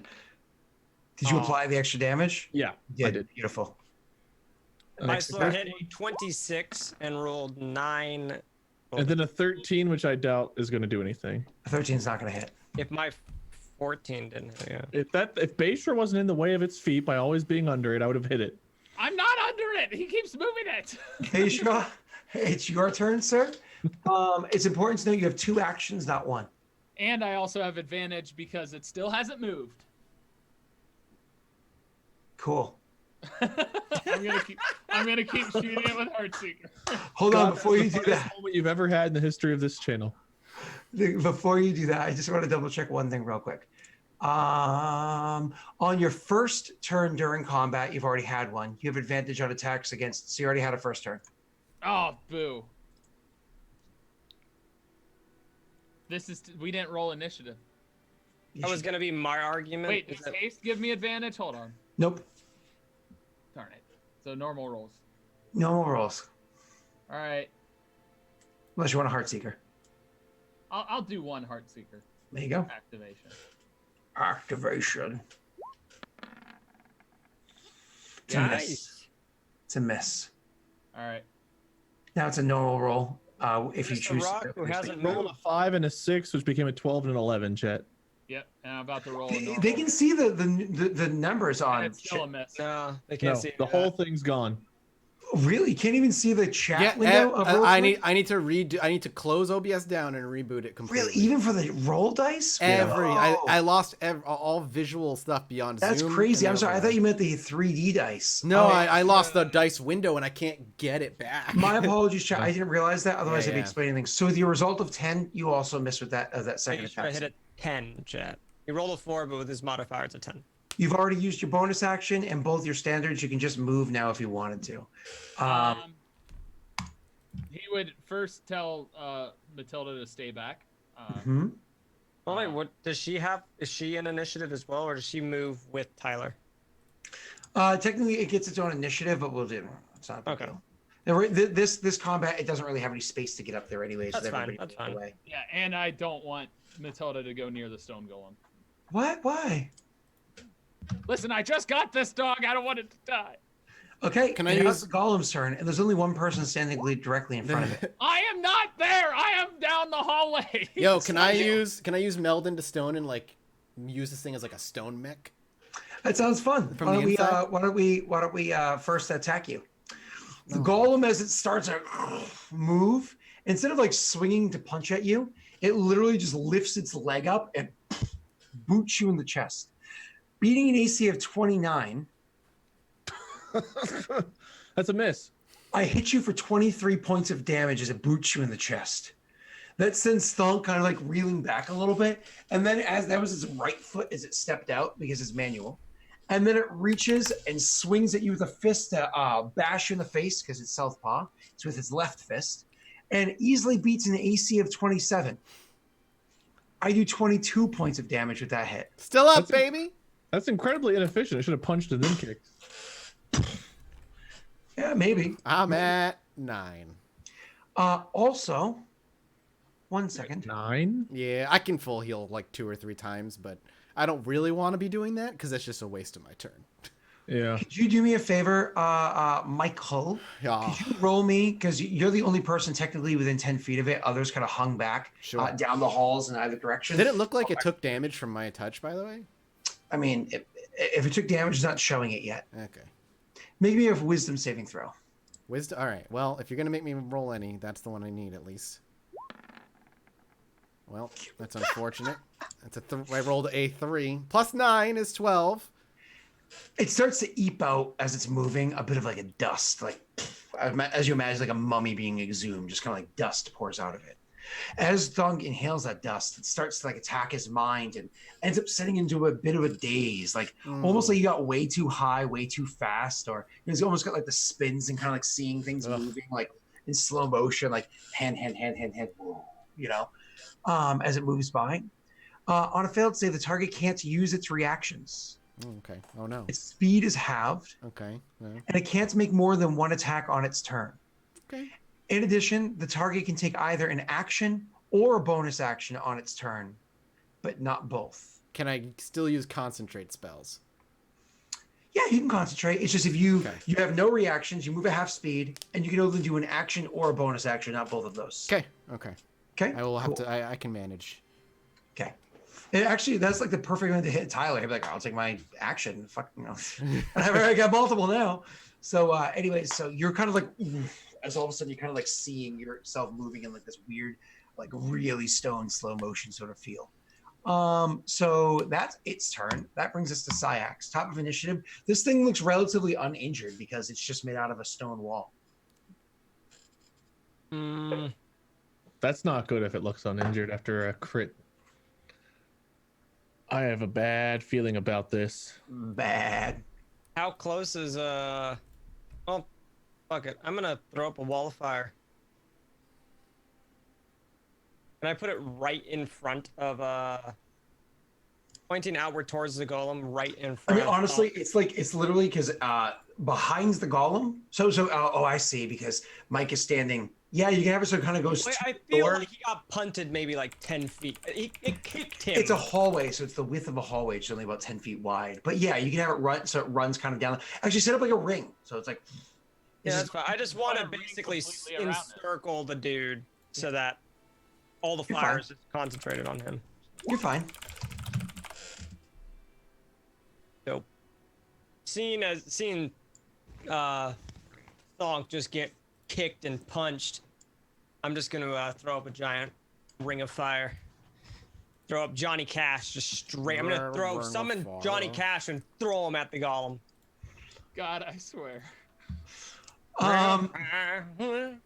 So you do that. It's beautiful. You throw that up at him, and he has to make a dexterity saving throw for Yeah. half. So opaque, blah blah blah. On a field, and you want it so it's kind of like in the wall as opposed to out of the wall. Fire All that. going inward towards him. Sexy, love it, awesome. I have to make a dexterity saving throw. That's my worst save, as you might imagine, for a large stone golem. The dexterity. Oh wait, I rolled high. Ooh, I rolled high. What's your DC? I beat a 16. What's your DC? 15. I just naturally rolled very, very high, so I actually did resist it, taking what, half damage? So roll 5d8 damage, sir, and I take half that.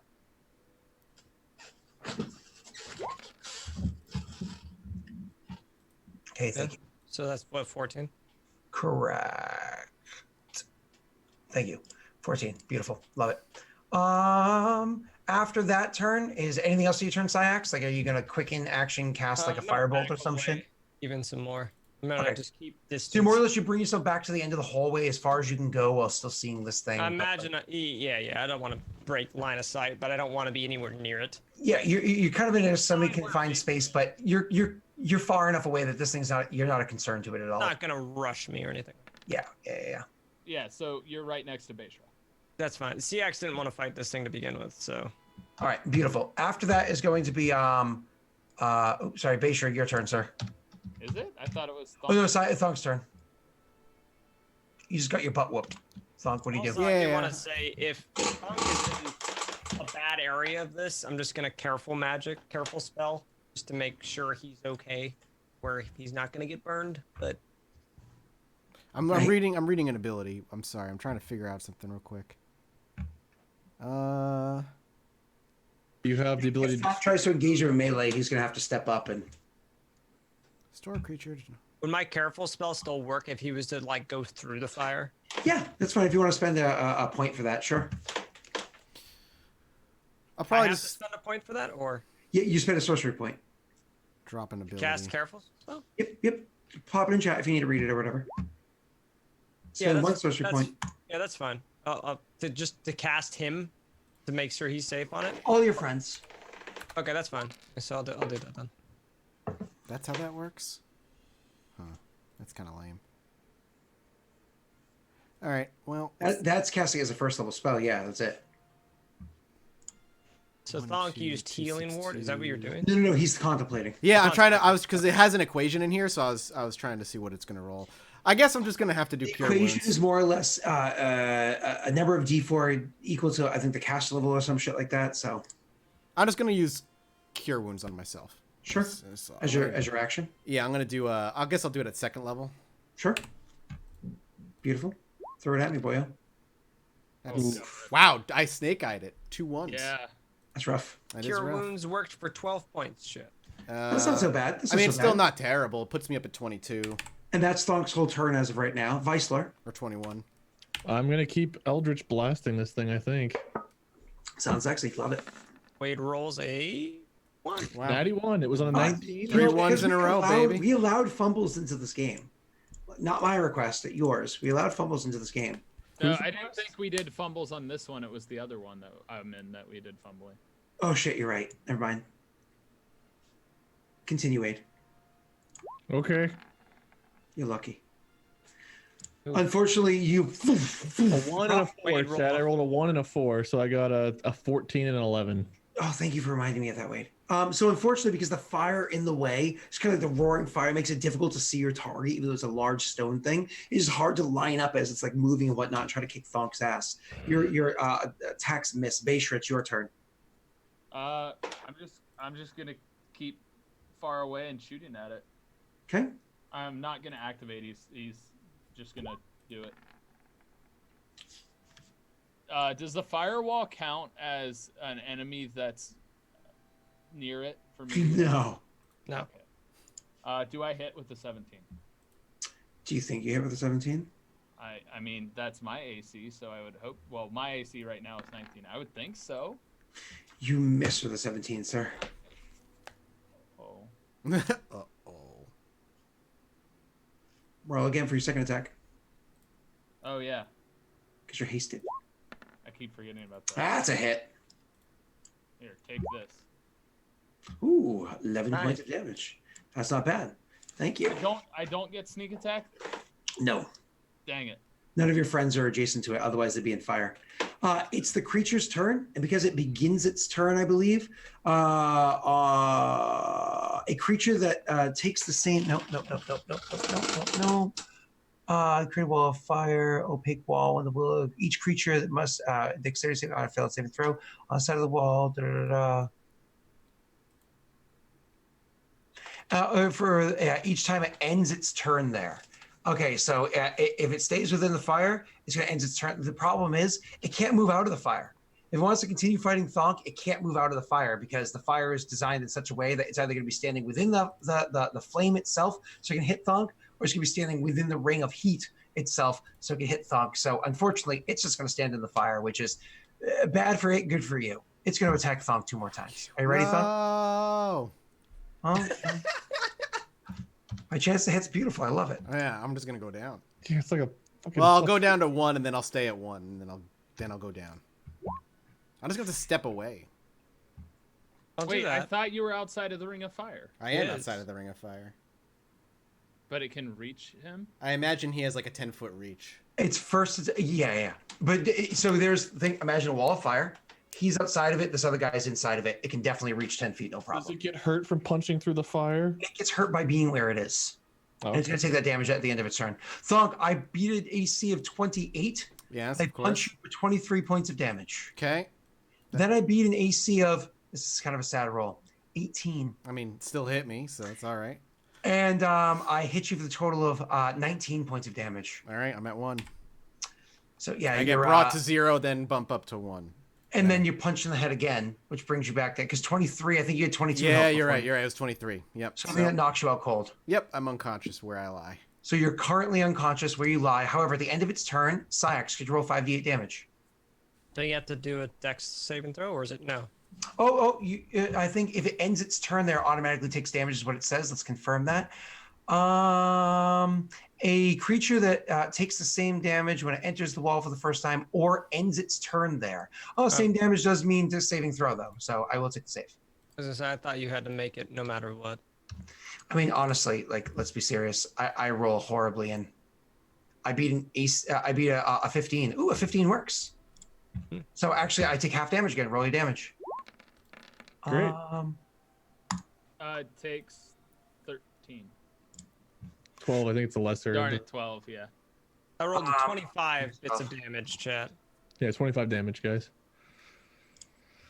Okay, cool. So 25 points of damage. Thank you very much, sir. And that is so half of that, of course. And that is going to be the end of the creature's turn and back to Syax's turn. All right. Shoot.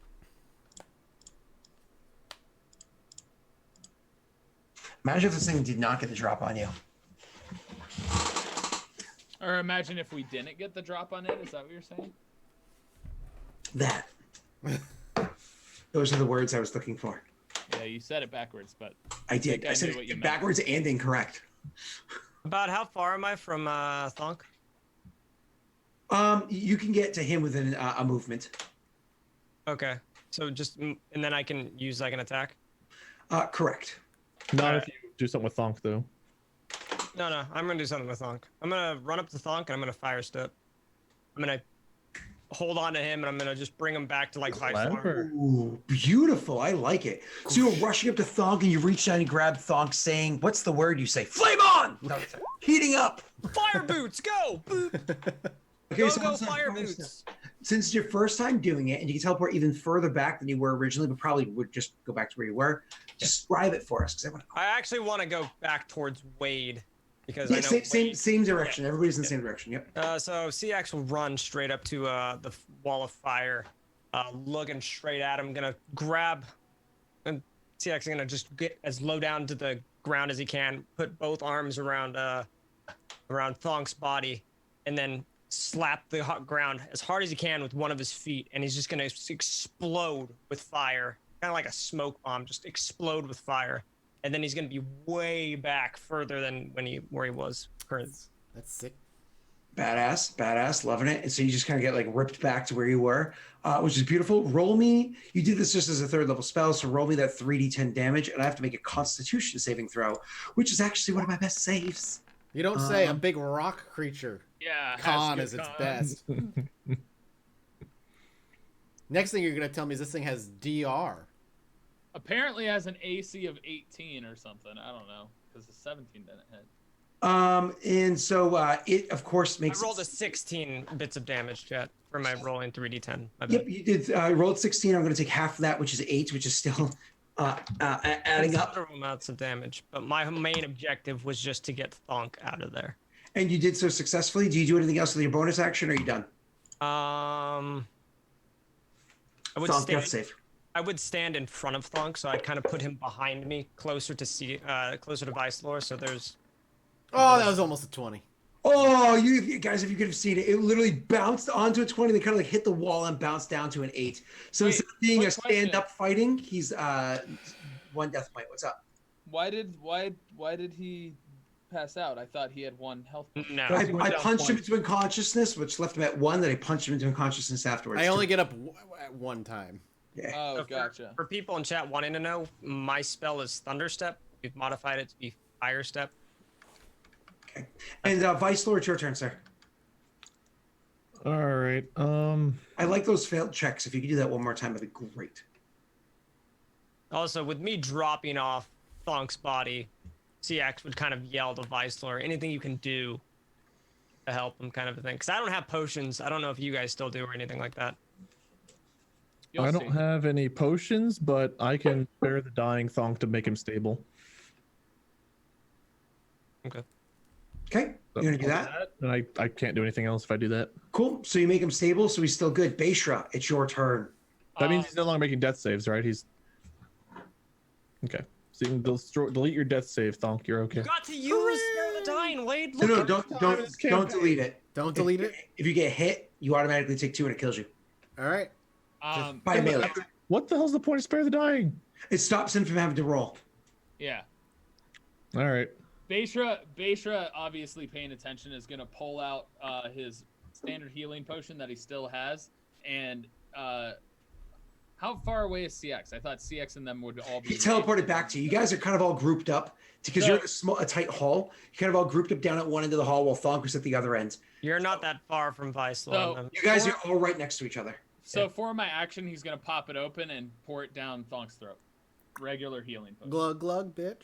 Okay, glug glug. You heal him. Roll that healing, please. I think this is the first time we've what worked is it, together to make sure 4d4 somebody plus doesn't 4? die. Or 4d4. No, if it's a regular healing or the greater healing, regular. then 2d4 plus 2. Now can he delete his death save? Since he's Yes. back up. Correct. Now he can. He's back up with 5 health. Oh yeah, feeling like a champion. When this game does not want you to roll well, it just does not let you roll well. It's the doesn't. I website. rolled a 1 and a 2. And Tyler, sir, you still have your other action. Yep, I'm just gonna take another shot at it. You know, just doing what I do. Nope. Nope, that didn't hit. Unfortunately, it's a miss, sir. 15 chat was the total roll. I feel like these aren't misses. They're actually hitting the golem, but they're just like bouncing off of it, not hitting a point where it can pierce. Thematically, yes. Every attack has struck the golem thus far, but nothing has, but barely. It doesn't even look like it's taking any damage, really. I doubt it has. With the exception of a couple of cracks here and there, like minor ones, it looks mostly uninjured. That is now the golem's turn, which is going to spend its turn moving because it's not a long hallway. You guys can't move back that far. So it moves down the hallway to get up to you guys. However, it does move far enough that it can't attack this turn. What it does do is eeps out this gas that affects all of you. Everybody has to make me that wisdom saving throw. Does it take the fire thing again? Does it have to roll to get... No, because it's not going to end his turn there. Oh, it's going pass through it, to pass through it, though, so I will take the fire damage. Beautiful, Syax. I rolled a natty 20. As Wade rolled well. a 9, which would ended up being a 12. Wait, why'd Thonk roll twice? I don't roll at all. Oh, I thought I was rolling as well. Also, because my mouse is also clicking twice when I click once lately. I don't know, everything's falling Thonk apart. rolled a 14. Okay. Aisha with a 10. So Thonk needs a roll. He was already affected. Beishra and Vicelor are also affected by the gas. Syax, you take the 21. Syax, also roll me that 5d8 damage because it did pass through the fire. This is a dexterity save. That's a reroll on the 1, correct? Or does that not affect it? It does affect, yeah, anything that does fire damage. Yeah. So 1d8, yeah? Yeah. 20 plus 7. 27. Wow. Okay. I'm going to take that. Does that get the plus? No, that's not my flames. Never mind. So it's 13 more points of damage. It comes over to you, and it's standing before you guys. It eeps in front of you, as I said. They made the save again. That's its turn. I'll explain stuff afterwards. And Syax, it is now your turn, sir. It is now immediately in front of you, standing over Thonk, with Beishra standing next to you, the bow out, looking up at this massive thing in front of him, and Weissler standing just behind the two of you. Cax is gonna look straight up, pound his chest once, and I'm gonna use mirror image. And yeah, I'm just gonna try to protect Thonk right now. So I'm still gonna be standing in front of Thonk. So I imagine he's right in front of me, since I'm kind of like in between everybody else. You can, if you wanted to still attack or something like that, you can still quicken and hit it with an attack. You don't have to. Yeah, I don't know if I'm gonna. Okay. Do it, please. We need to kill this thing. It's on top of us in a hallway. Doesn't even look. Can I roll like a investigation or perception to see if it's damaged? You see some cracks on it. That's all. That's all. I have a bad feeling we're not doing much damage to it. Yeah, no, I don't think so at all. Yeah. So Syax, it's your turn. And I don't freaking know. Thunk, you are underneath Syax. This creature is standing immediately over you. Heal and get the fuck out of the way. I am gonna have to heal, but then that's all I can really do. You can can't move move? first, right? Just like try to move. Would he provoke an attack of opportunity right now? Probably. Yeah. as long as I'm No, within- not in this No? edition. Oh. Not in this edition. You stand up and it does not provoke, which is annoying. All right. No, if he moves away though. You would have to step back, so you're standing right behind Syax, but still technically in its threat and range. So I'd say no. You're just Okay, gonna. I'm just gonna have to cure my wounds. I'm gonna go level 3 on this one. So you're just gonna heal yourself rather than do anything else. Cool, Yeah, I need to be able to stay and up. beautiful. So you get yourself to 24 total health. Oh, sorry, 28 total Heal health. 23 health, chat. All right. Thank you, sir. And Weissler, it's your turn. I'm going to cast Armor of Agathis. Nice. I mean, that's all I can do right now. So I'm gonna cast that, and I'm gonna stand my Move next ground. to me. Move next to Beishra, me. it is Yeah, I'm gonna standing. stand next to CX. I'm just gonna stand up there and. My thing is I want to protect Thonk as he was the one that immediately went down. So It's standing immediately in front of you, Beishra. It's your turn. What does the effect of the thingy mabob have on me? Because You have a bonus action or a standard action. You have no reactions, and your speed is halved. Now, mind you, because you have 2 actions, you have 1 bonus action and 1 action, or 2 actions. his speed Your is choice. halved, His movement But- speed is halved. even with Okay. my haste. Haste makes it double, then that halves it. So, Oh, So it's okay, my bad. normal. So I have normal movement. yeah. So I have my movement and action and bonus action if I want it. Oh, no, wait. Technically, the effect of this ability is slow. Technically, the spell on you is haste. One neutralizes the other. As those haste it was discontinued. So They am neutralize each other. So you're actually just normal. So am I not fatigued too? Um, Because if haste dissipates, that's what I'm supposed Here, I'll, to. I'll, Then I'll you would pop it in the be- chat. because one neutralizes the other one, you would be fatigued for 1 turn. You can't take move. Oh, you can't take move or actions. Ooh, because it was neutralized. That's your turn. That's it. You're done. Oh no. Wait, but that's not fair. It's one of the perks of neutralizing one spell with the other one. So I can't do anything. When the spell ends, the target can't move or take actions until its next turn. It's Wave of Lethargy. Oh yeah, that's right. That fucked me. Remember? Dead. Also, very quickly, with me casting Mirror Image, would that dispel the Wall of Fire? No, because it's not a concentration spell.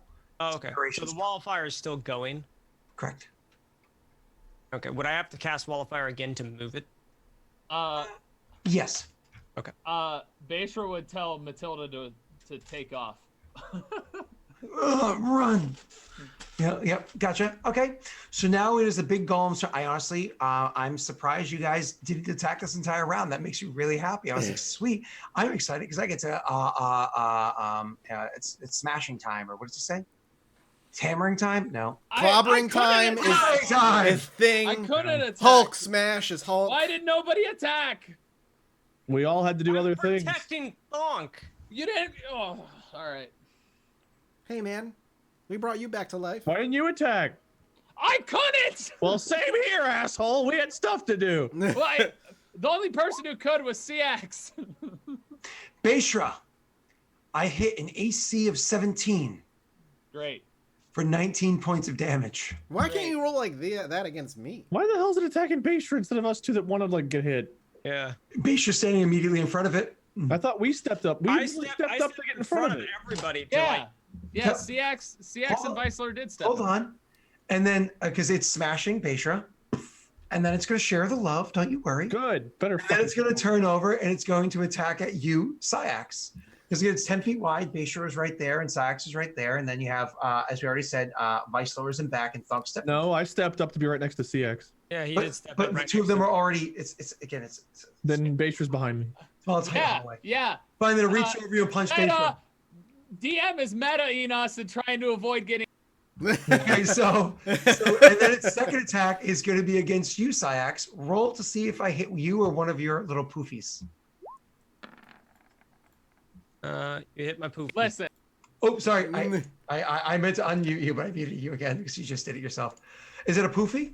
You hit a poofy. Yeah. Poofy goes poof. If I roll over 6 or higher, Syax, it's you your hit turn. a duplicate. It's my turn. Chat says, I fear Scott misread the damage immunities. Oh, don't worry. I know exactly what I'm doing. Don't trust Scott. He doesn't know what the fuck he's doing. Listen, Tyler already messaged me a link to the stats because he totally cheat and Googled stats of Oh stuff. no! You pulled the He's new. You 17 pulled. hits, and I'm like, Tyler, are you meta-ing this game? Yeah, every new It was player has to standard meta. one. Literally after a certain point, I was like, Boo! I don't think I'm doing any damage. Boo! Hit him with a shoe. Throw tomatoes. Cheater. so question. what's up? With my careful spell, can I just fireball at our feet and not do any damage to us, or no? You would do no damage to Beishra. Everybody else would take half damage unless they have some sort of resistance to fire. Even with my careful spell? Or that only Correct. works Careful with- spell means they automatically save their saving throw. Saving throw is for half damage. Gotcha. So it's a good method as a oh shit because you're probably not going to kill your friends. Right.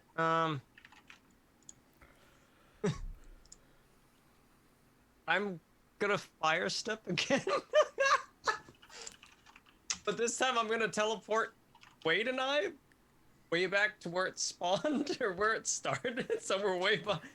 But outside the ring of fire, of course. If he's standing right in front of us, we as ranged attackers have no power. So I'm just gonna grab Wade, be like, hold on. Boom! Not me. Oh. Okay. Was that a careful spell? Wait, what was that? Was that a careful spell? What do you mean careful spell? Your Because you're teleportation was that a teleporting us careful away spell? your fire that's gonna hit Thonk and Beishra otherwise. I wanted to be next to that, not in the fire, but you know, I wanted to be. It explodes outwards. It's gonna hit them. Why you used my careful spell? I thought you said on everybody. Yeah. So you're gonna bloop careful. I'm asking, do you want to use careful spell? Yeah, I guess. So you spend one sorcery point, and so that means Beishra, you automatically make your saving throw, and because of your evasion, I thought You I used it take- earlier.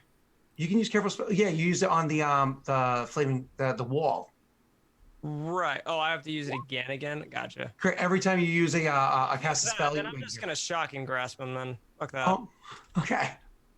I have to keep using this shit. I don't know what's behind this fucking door. I'll just.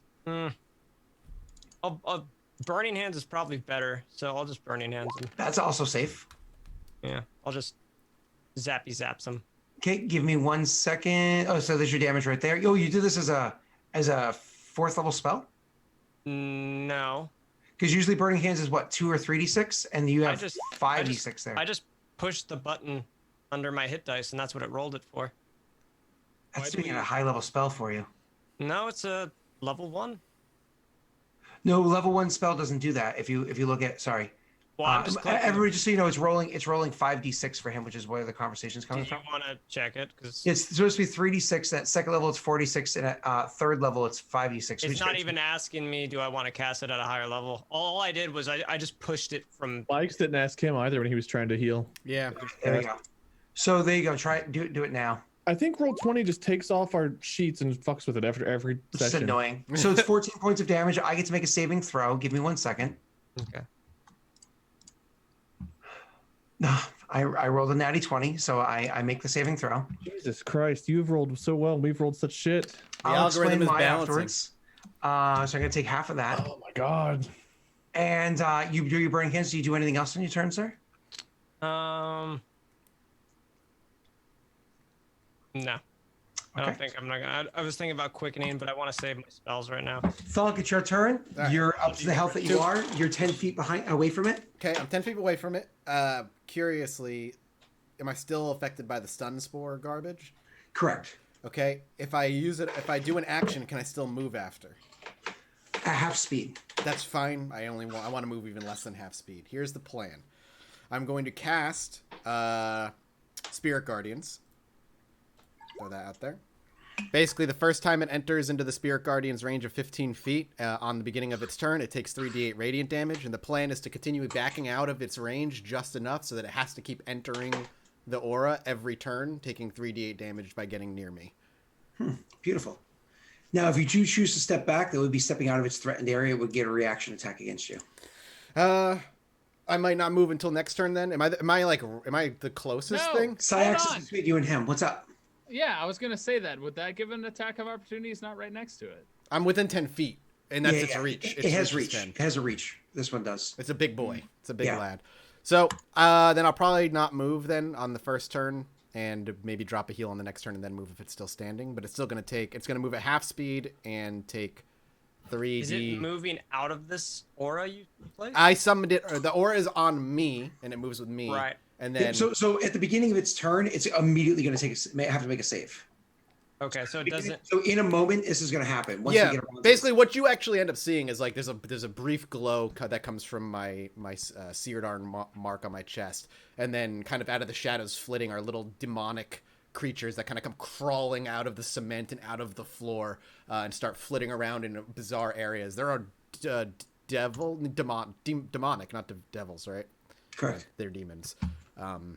They probably whispering nonsense that makes no sense, but they kind of hover around me in an area. I didn't know if you pushed him away from your aura, which would make him step back into my fire. No, what's going to end up happening is I'm going to keep backing away, and hopefully just on its turn if it's coming after me or whatever. Gotcha. it's gonna Can have we to all keep stick with entering. you and keep backing up together? Yeah, in theory. Yeah, Vice that Lord, would it's your be the turn. best idea.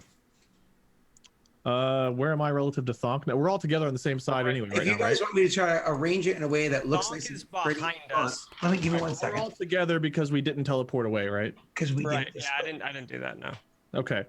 I don't want to keep using my sorcery points. Last time you and I fought, I drained all of my points. It was just not. Technically speaking, it's like this. No, No, like Thunk's this, behind. Yeah. like this, and like this is how I was kind of describing Whoa, it whoa, before. whoa! Vicelor was in the front row. What are you No, talking no, no, about? no. This is how I originally described it. Hallway. Yeah, because again, it's a narrow hallway. The Oh. creature hasn't used an attack of opportunity yet, right? It has one's- not used anything like that you've seen so far. Okay. I'm going to go ahead and move back, stepping out of its range so it can take one against me if it wants to. Okay. So I'll make my attack of opportunity against you, sir. Bum, bum, bum, bum, bum, bum, bum. Yeah, I easily hit an AC of 13. Okay.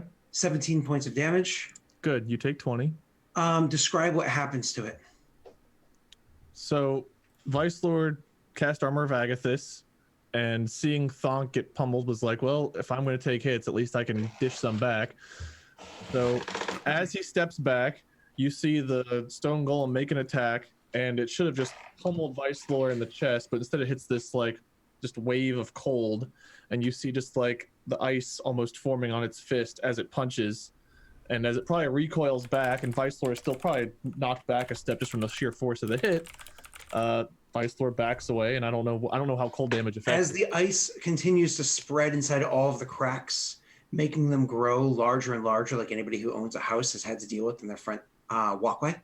As it makes it grow and grow, eventually the ice grows so much inside the cracks, the entire thing crumbles, shattering to chunks of rock in front of you, chunks of brick and rock right in front of you, dead. It was that close. Vicelor goes over. Meh. Phaedra picks up a rock and throws it down the hallway in rage. Should have But probably let it hit me up sooner. I probably grab like one of the flittering demons around me as like snatch it out of the air, just kind of look at it and just crack its neck, and the rest just go and just disappear. I'm just gonna dismiss Quick it. question: would my dog want to eat those guardians? They're not here. Seeing the golem fall to pieces, I kind of take a deep breath, and my duplicates and the firewall both disperse. Beautiful. Everything goes bye-bye. You guys are good. Duplicates, firewall, everything goes. And That combat hurt a lot. I took 17 points of temporary hit point damage. I mean, hashtag relatable, right, Thonk? I can't I can't even complain. You've all died. Yeah. I got knocked out. Oh no. We met you from bring you back from the That's dead. true. You were technically dead when we found you. That's true. I can't. Anyway, continue. after the combat ends, you guys realize that you can probably test and see how long it takes for that thing to recharge if you want to, by maybe spending a little bit of time here studying these runes and getting to understand them a bit more. Perhaps if your characters spend about an hour or so sitting here and studying the runes, How strange. utilize that time for beneficial purposes. All right, I'm gonna be healing my dog and myself. Oh, your dog doesn't have HD to spend. It's an NPC. Only heroes get that. How much does an HD? How does heal it you? heal though? Every night when it sleeps. Oh, How many HD can I spend in an hour? As many as you would like, up to the maximum that you have. And it gives me I- what, 8? So just as a reminder, not everybody had full HD because how much they had spent previously in combat. So if I remember correctly, Beishra only had Rest, though, didn't we? long rest. would have put it up to 5. Oh, yeah, a long rest gives you back half your level in HD that's spent. Oh, Oh, okay. So I'm at 7, not 8 then. So I had already adjusted what you guys had on your character sheets to make sure it was accurate. Because like Gotcha. Thumb spent no HD, so he's at max. But like Syax, Vicelor, yeah, I'm and, at 7, not 8. And how much does it heal me? How much does each one heal me? you roll. D8. wait, Scott, but I had long rested. Would I and leveled up? And you would I got you got be- some back. Did I? Because I had 4 before. You had spent a ton in your solo session because you took multiple short rests where you healed using HD. Yeah, but I didn't run out. I know that. No, you didn't run out, which is why you still have some. Oh, okay. Syax isn't gonna heal him. Oh, I stop understand what you're there. saying, Beishra. You should have 6, not 5, because the level up. Yeah, that's what I was thinking. Yeah, Alright. I see what you're saying. I healed up as best as I would want. Are we expecting another fight going into this door? It's a really good question, but short rests are good for other things too. Yeah. I get my spells back. Anybody else going to spend HD to heal? Wait, quick question. Which one's higher, Rogue or Ranger? Ranger is. Cool. I'm gonna use a Ranger hit die. Then. I'll be right back real quick. I know we're almost done, but give me 1 quick second. Yeah. So it's always good to use the Ranger one first. Okay. 9. You gonna do another one there, Beishra? Yeah, and I have to use Rogue, right? I only get 1 Ranger. Correct. That's not bad. 7. Are you happy with missing your 7 health there, Thonk, when you have so many extra you can spend? I mean, I only have 5 left, right? Yeah, but I mean, you heal 4 of them a night. Yeah, that's true. I could just use half. I don't know why I stopped before it. There you go. That's a pretty solid number. That's you 1 shy of your total health. As I heal, So just so you know, they've just been rolling HD. They've just rolling various numbers, so y'all they aren't added up missing to. that. We're just healing, basically. Can I do As- a medicine check to help my dog? No. You did Darn earlier. it! You hit a 4. I saw that. That was a Yes, while Thonk, ago. yes, Mel. Question, just as a story thing. As I heal, as we sit there, do my wounds start to just... Do the acid splotches of me missing skin and stuff, does that slowly just replenish itself? More or less as you're rolling that hit die thing, like your healing looks supernatural. Like theirs is kind of like them; they were winded, they're catching their breath, so on and so forth. Yours is like As I'm literally just flesh sitting there kind of a thing, just reconnecting. like... Yeah. Gotcha. Okay. Yours is freaky. So I'm making that point because I want it to be apparent, Yep. but not to me. I don't want to notice it. he doesn't notice that his cheek is like only just a couple strands of Well, I dripping would've flesh, and jumped then it away, but, refills. so like my whole arm is probably like fucked up. So He goes from being like Two-Face from the newer movies where he's like missing most of his actual flesh and muscle, into being Two-Face from like 1990s, into being just normal him. So, anyways, you guys spend your HD, y'all heal, except for Vice Lord. He just gets some spells back, which is wicked cool. And you guys are able to kind of continue on. But during that time that you were spent, you're looking at the ruins. First of all, it's you can tell after examining it more, about an hour and a half's time passing would allow the commands to recharge. But it doesn't matter because the golem is now gone and it's not like repairing itself, so it can recharge all at once. There was an alarm spell there. You guys were able to disable that as well, so you're good to go there. Yay! And you, more or less all the other traps that are there. You truly think that if you leave this door open, that if you come back around the other way, it's not going to open the door, trigger all the traps on you. So you can totally leave like a boot in the door or whatever you're going to do. The stone golem rocks. Basher would start moving those. Out of the way, so you have like, kind of like a quick like run. to hold the door open. Oh, gotcha.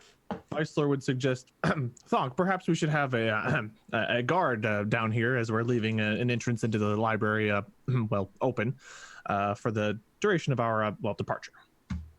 Thonk simply just kind of acknowledges and nods. It's not a bad idea. Idea. Matilda, stay. Would you like to elaborate on your idea? Anything else? I got nothing. Do we have to Does go all the way Thonk back up respond to to get the some fact orcs? that this dog that he just now is aware of responds Not to my yet. commands? Not yet. Okay. He's watching. Merely that. So what do your characters do? Well, we gotta go through the door, right? Yep. All right. I'll look Awesome. to Baisha. Send your mutt through the door. No, I'll go. And Basher will go carefully, and Matilda will stay. Okay, so you do exactly that. You go through the door and go to examine down the other side. So when you're walking down the hallway, one of the things that you notice as you come through the door and you go down the hallway, immediately once you get to the other side, it's a lot more like musty and smelly on the other side. Almost like there was a something permeating the like a barrier there that didn't allow this kind of like nastiness to permeate into the rooms in the library beyond. So as soon as you kind of like step through the door, it's like, oh, it's gross down here. But like basement gross, not like sewer gross, not yet. As you travel down a bit further, it's not like ridiculous. It's only about 150 feet or so from where you are, down a hallway, turn, down another hallway, and then finally down a small flight of stairs. Down at the base of that flight of stairs, the room kind of opens up. So it's like like a half chamber that then opens up to an area that has stairs that lead down into the actual sewerage water area.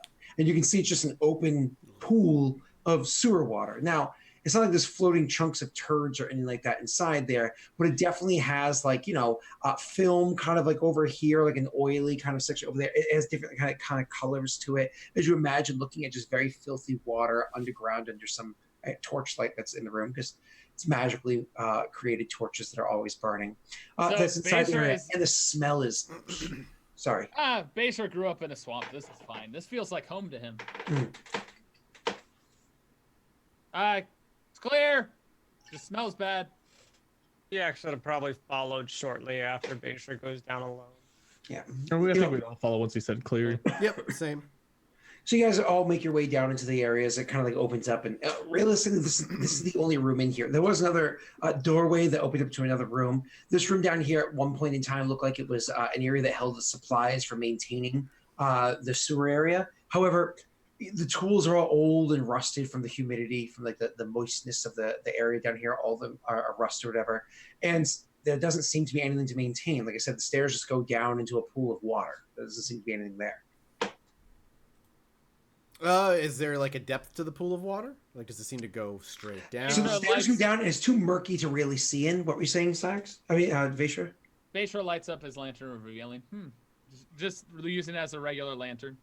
So he lights up his lantern, revealing, kind of like goes around looking around the room, because again, it was only lit by that magical torch or whatever, but now you have a better look to see inside there. Roll me a perception check to kind of like look into the water. All of us Question. or just Baisha? Baishra, he's the one that's going over and kind of like leaning in with the lantern. Question: Most would of the my, guys aren't looking, but he's the one that's like leaning into it. would my mantle still be active while we walk down here? That lasts only a minute, and then it would have We disappeared. rested for an hour. Well, you rested for an hour too, so That's Yeah, true. I think it only recharges at long rest anyway. So I don't know if you have it back. Just double check it in your chat box. No, there. I don't. I don't think so. I think it's a long rest. But you still have your flames of flagellus or whatever. All right. So, anyways, the Baishra, you go over and you're kind of looking in, and you can't really see the bottom. If you had to guess, it's kind of like, I don't know if you guys have ever been to like a dock area where like boats are kind of set up. There's stairs that go almost down to like to the base of like the lake or ocean or wherever it is that you're kind of like walking down the docks into like bay area. It kind of goes usually about halfway down to the bottom, and then there's like a drop off. So like, you can kind of like walk down to be like, okay, you're in the water. Water may come up to like knees or waist depending on the docky kind of area you are, the height of the water level of what you're walking into. But then it just comes to an edge and just drops the rest of the way. You can definitely see the edge of where the stairs go, but you can't see beyond that drop. Perhaps we could retrieve the carpet and simply fly it out of here. Fly what out of here? On the carpet. We could ride on that rather than get into the nasty. The whole chamber itself, the ceiling drops down to eventually, like as you go forward, and then that eventually has like a steep drop down into where the water is. So the water doesn't make up the entire area. You could, in theory, kind of like get your face, if your face has just like enough space, like less than a foot from the top of the water level and the top of the round chamber that flows out of this room. So it's not high enough to ride on the carpet out? No. It was just kind of like you could try to catch breaths as you're traveling along if you wanted to. Let me take a scope out first. Agreed. I grew up in the swamp. This water's murky, gross, nasty, whatever. CX will just kind of sit there. I don't do water. With doing that, he's gonna leave his thieves' tools behind. Actually, he would take those with him. Anything that he'd be worried about rusting or anything like that. So he would leave Heartseeker behind. His leaving it with daggers anybody he'd have with specific? him.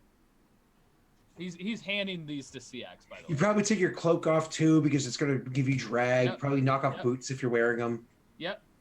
Any clothing, shadow mask, all this stuff, he'd hand off for CX to hold. You go into a chamber with a boss. You have none of your weapons. Good luck. No, he has his His dagger daggers. and his short sword. And his whip. Those are Yeah. metal. They might rust. They're Magic, they're fine. He also has his Magic throwing might darts with rust. him. By the way, you also have his Zither CX. He basically leaves everything behind except his thieves' tools, his dagger, and his short sword. You're taking your mask?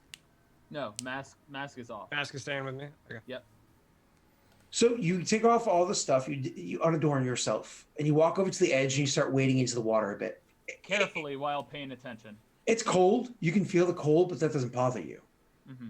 So you go walking into it, and you can feel the cold around your scales and whatnot. And you look at it. You come to the edge of where the stairs are, where the drop off is. You're not an idiot, so you stop and you look for a few moments. You of course had to leave your lantern behind, but your eyes are adjusted to the darkness. I was gonna ask, was there any torches in this room? There's the sconce that's attached to the wall that is an ever burning torch, which is a magically always lit torch that doesn't actually There's have a nothing fire. else. That's the light. Can CX just burning hands, but just constantly just create light? Like a prestidigitation sort of zero level light or whatever. Yeah. Yeah. I do have prestidigitation, so I mean, I would just try to illuminate as much as I can next to Beishra. Yeah, but that's kind of like, well, you wouldn't want to go walking into the water, so you'd stand at the No, top of but the I would stairs and try kind to of just it out. like. That's Yeah. fine. You put a fire at his back. Nothing crazy. He can't really see into the water anyways because how murky it is. Okay. Eventually, be sure you stand at the edge. You're kind of looking throughout it, making sure it seems safe. You don't want to have a scenario like a Star Wars Episode 4. And so you finally, you just take a breath. You're a practiced breather. You don't just go, it's like, you practice. As you're standing there and examining, it's this whole, it's like this practiced breathing to enhance your lungs and prepare them for the deep inhalation you're about to take. And then finally you do your,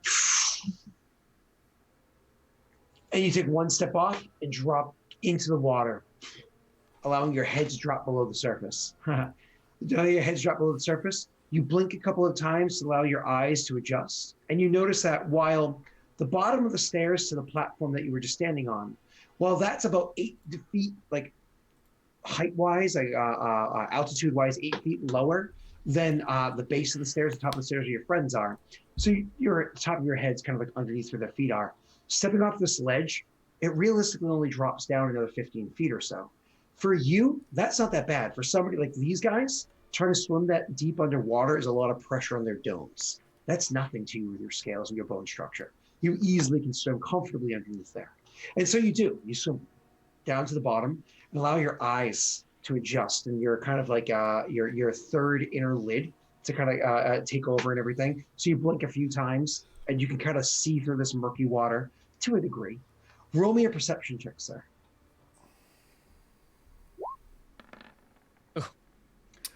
Looking And on about the that, water, see you later. looking about there, it's really, really hard to see. You don't really make out anything, but it's just because of the murkiness of the water. Maybe you're inside of like an oily patch or whatever it is here. If you go forward, you might break free and be able to see. Natty 1, guys. Natty 1. Yeah, sorry. Yeah, sorry, Yeah, chat. natty Sorry, one. sorry. Total of a I keep four. forgetting that the stream is broken. Yeah, I Sorry. know. It's hard. Apologies. So you start rip. You start swimming forward, I imagine, to see what you can see on the other side. He would also be like feeling around on the bottom and investigating the area. Like he said, he's by himself. He's going to be extra precautious, especially after running into all the spells and stuff before and his journey on the outside. So he's feeling around, staying as low and finding a spot as best he can where it's less murky. Do me a favor, roll me an investigation with disadvantage. That's a total of an 11 and a 24. So down at the bottom, you do actually 11. feel the bottom down there is it's just kind of like murky and it has like goop and stuff like that kind of at the bottom of it, like you imagine just settled sewerage is down there. Nothing kind of like slips into your hands. Like if something seems like hard, you kind of like grab it and you hold it up to your face. You just see it's like a rusted bit of metal, maybe from like an old area that was down here before, whatever it is. But nothing that stands out as like, oh, this is a key or this is a sword or nothing like that. And so you start like swimming forward. And as you kind of swim forward, you do notice that you were in kind of a dark, murky area. And so you finally, when you get to the dark, murky area, you can see a bit ahead of you that's really difficult because it's so murky and foggy and hazy and dark down here. You do see ahead of you, it looks like there was a grate or a gate or something like that set up, you believe. Only like another 15 feet or so ahead of you, and you haven't swam too deep yet. Do you go over to investigate the gate? Like not to touch it or anything, but to like swim over and kind of like get some better details? He would approach it slowly, yeah. Okay, awesome. Kind of crawling along the bottom as best he can. You do approach it slowly, as you say, crawling along the bottom. But at some point in time, you realize that your swimming gets a bit more difficult. Actually, it gets a lot more difficult. You realize you're no longer trying to swim through murky water, but instead you're trying to swim through something thicker, something almost gelatinous. Oh no, dude. And then you start to feel a burning sensation. No, dude, on your run. Get scales. out. Get out. And with that, Yeah, shit, you're gonna end we'll it, aren't end you? our stream. Ah, you're fucking in trouble. All right. You swam up Wade's ass. You just swam basically into something that's just gonna eat you alive slowly.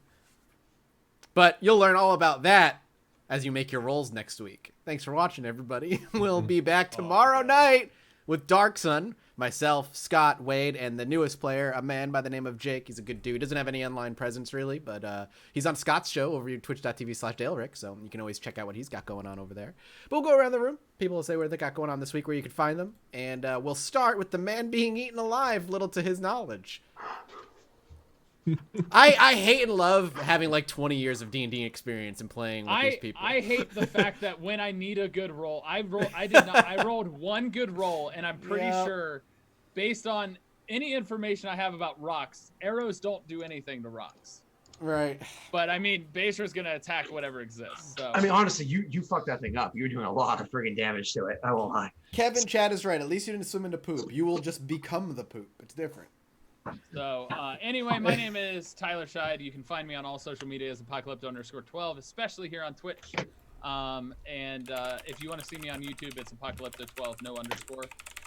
But you'll also see me over on Scott's channel on Friday night over at twitch.tv/DaleRick, where I play Ophios in that campaign, which is Aurorum Regicide.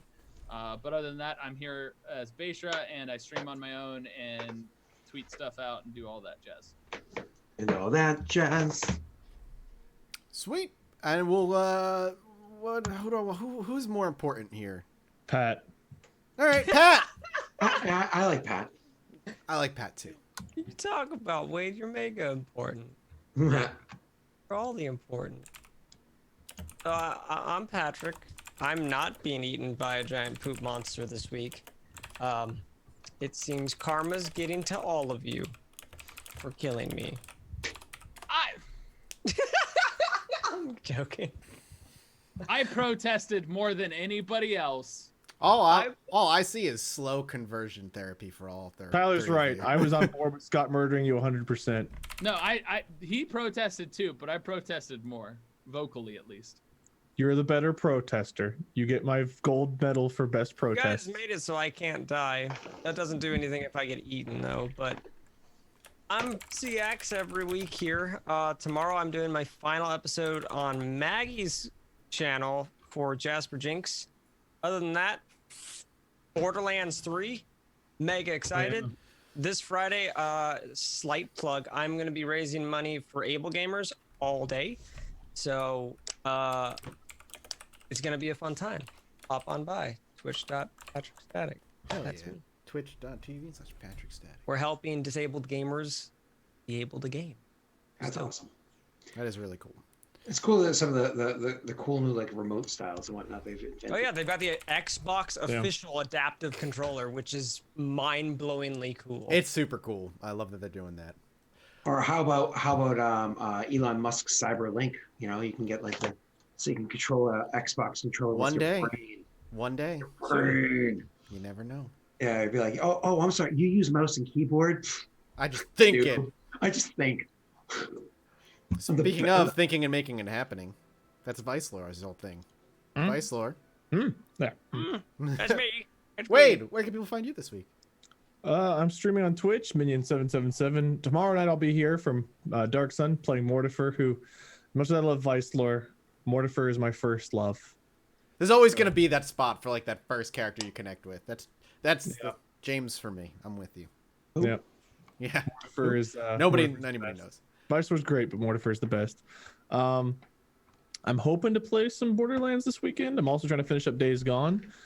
However, in 9 days, I think it's 9 days, Saturday the 21st, 10 days. I am doing a charity stream for Extra Life. Oh, So Pat tried to undercut me by doing one this Friday, but like I've still got one the 21st. So save some of your doughs. Help honestly, Able Gamers, Extra Life. They're both amazing. They're all causes. like such great important charities that like if you can help out both of our streams, that'd be fantastic. If you guys can come out and support them. Able Gamers, I personally know, and Pat personally knows like everyone that works for that company. I know Tyler probably does too, but we've known them for a long time. Great people, great cause. Definitely support them. But mine is Saturday the 21st starting at 2 p.m. Other than that, stay tuned to Mark's channel over the next week or so. I worked with him on something that's hopefully going to be Is up it the next week. Is it the thing I know about? Probably should be. You should know about it. It'd be kind of weird if you didn't after that phone call we had. Yeah, I was gonna be like, I've been waiting for this. I have no idea what it's going to look like. Actually, I got a message from Mark just a few minutes ago to take a look at some stuff, but hopefully that comes out in the next week, and so stay tuned for that. Sweet. Super surprises and charities. Scott, what about you, homie? Hi. All right, thank you. So yeah, stuff on my channel, stuff on this channel. Be here tomorrow night, 9 Yeah, be p.m. here tomorrow night. We stopped at such an interesting spot last time. I'm very excited to see what happens. Yeah. Yeah. And just so you guys know, Stone Golems, any spell that requires a saving throw, they have advantage on. Yeah, of course. So you know, that's why I kept making all of its saves. Having to What immunities does it have because it's a rock? It didn't. No immunities applied in any area that mattered to what you guys are. I imagine it had DR. No, it just No? has a lot of health. A lot of points. health. Well, if you guys enjoyed the show and you missed it, you can catch the VOD immediately afterwards right here on the channel if you are a subscriber. If you're not and you want to just support us by watching, you can do that obviously here as we stream. But also, if you missed it, you can catch it on YouTube 48 hours later, youtube.com/Lost Initiative Show. As always, we appreciate your support. We'll be back tomorrow with Dark Sun. We love you. And check out the Patreon if you want to go above and beyond. See you later. Bye. Bye.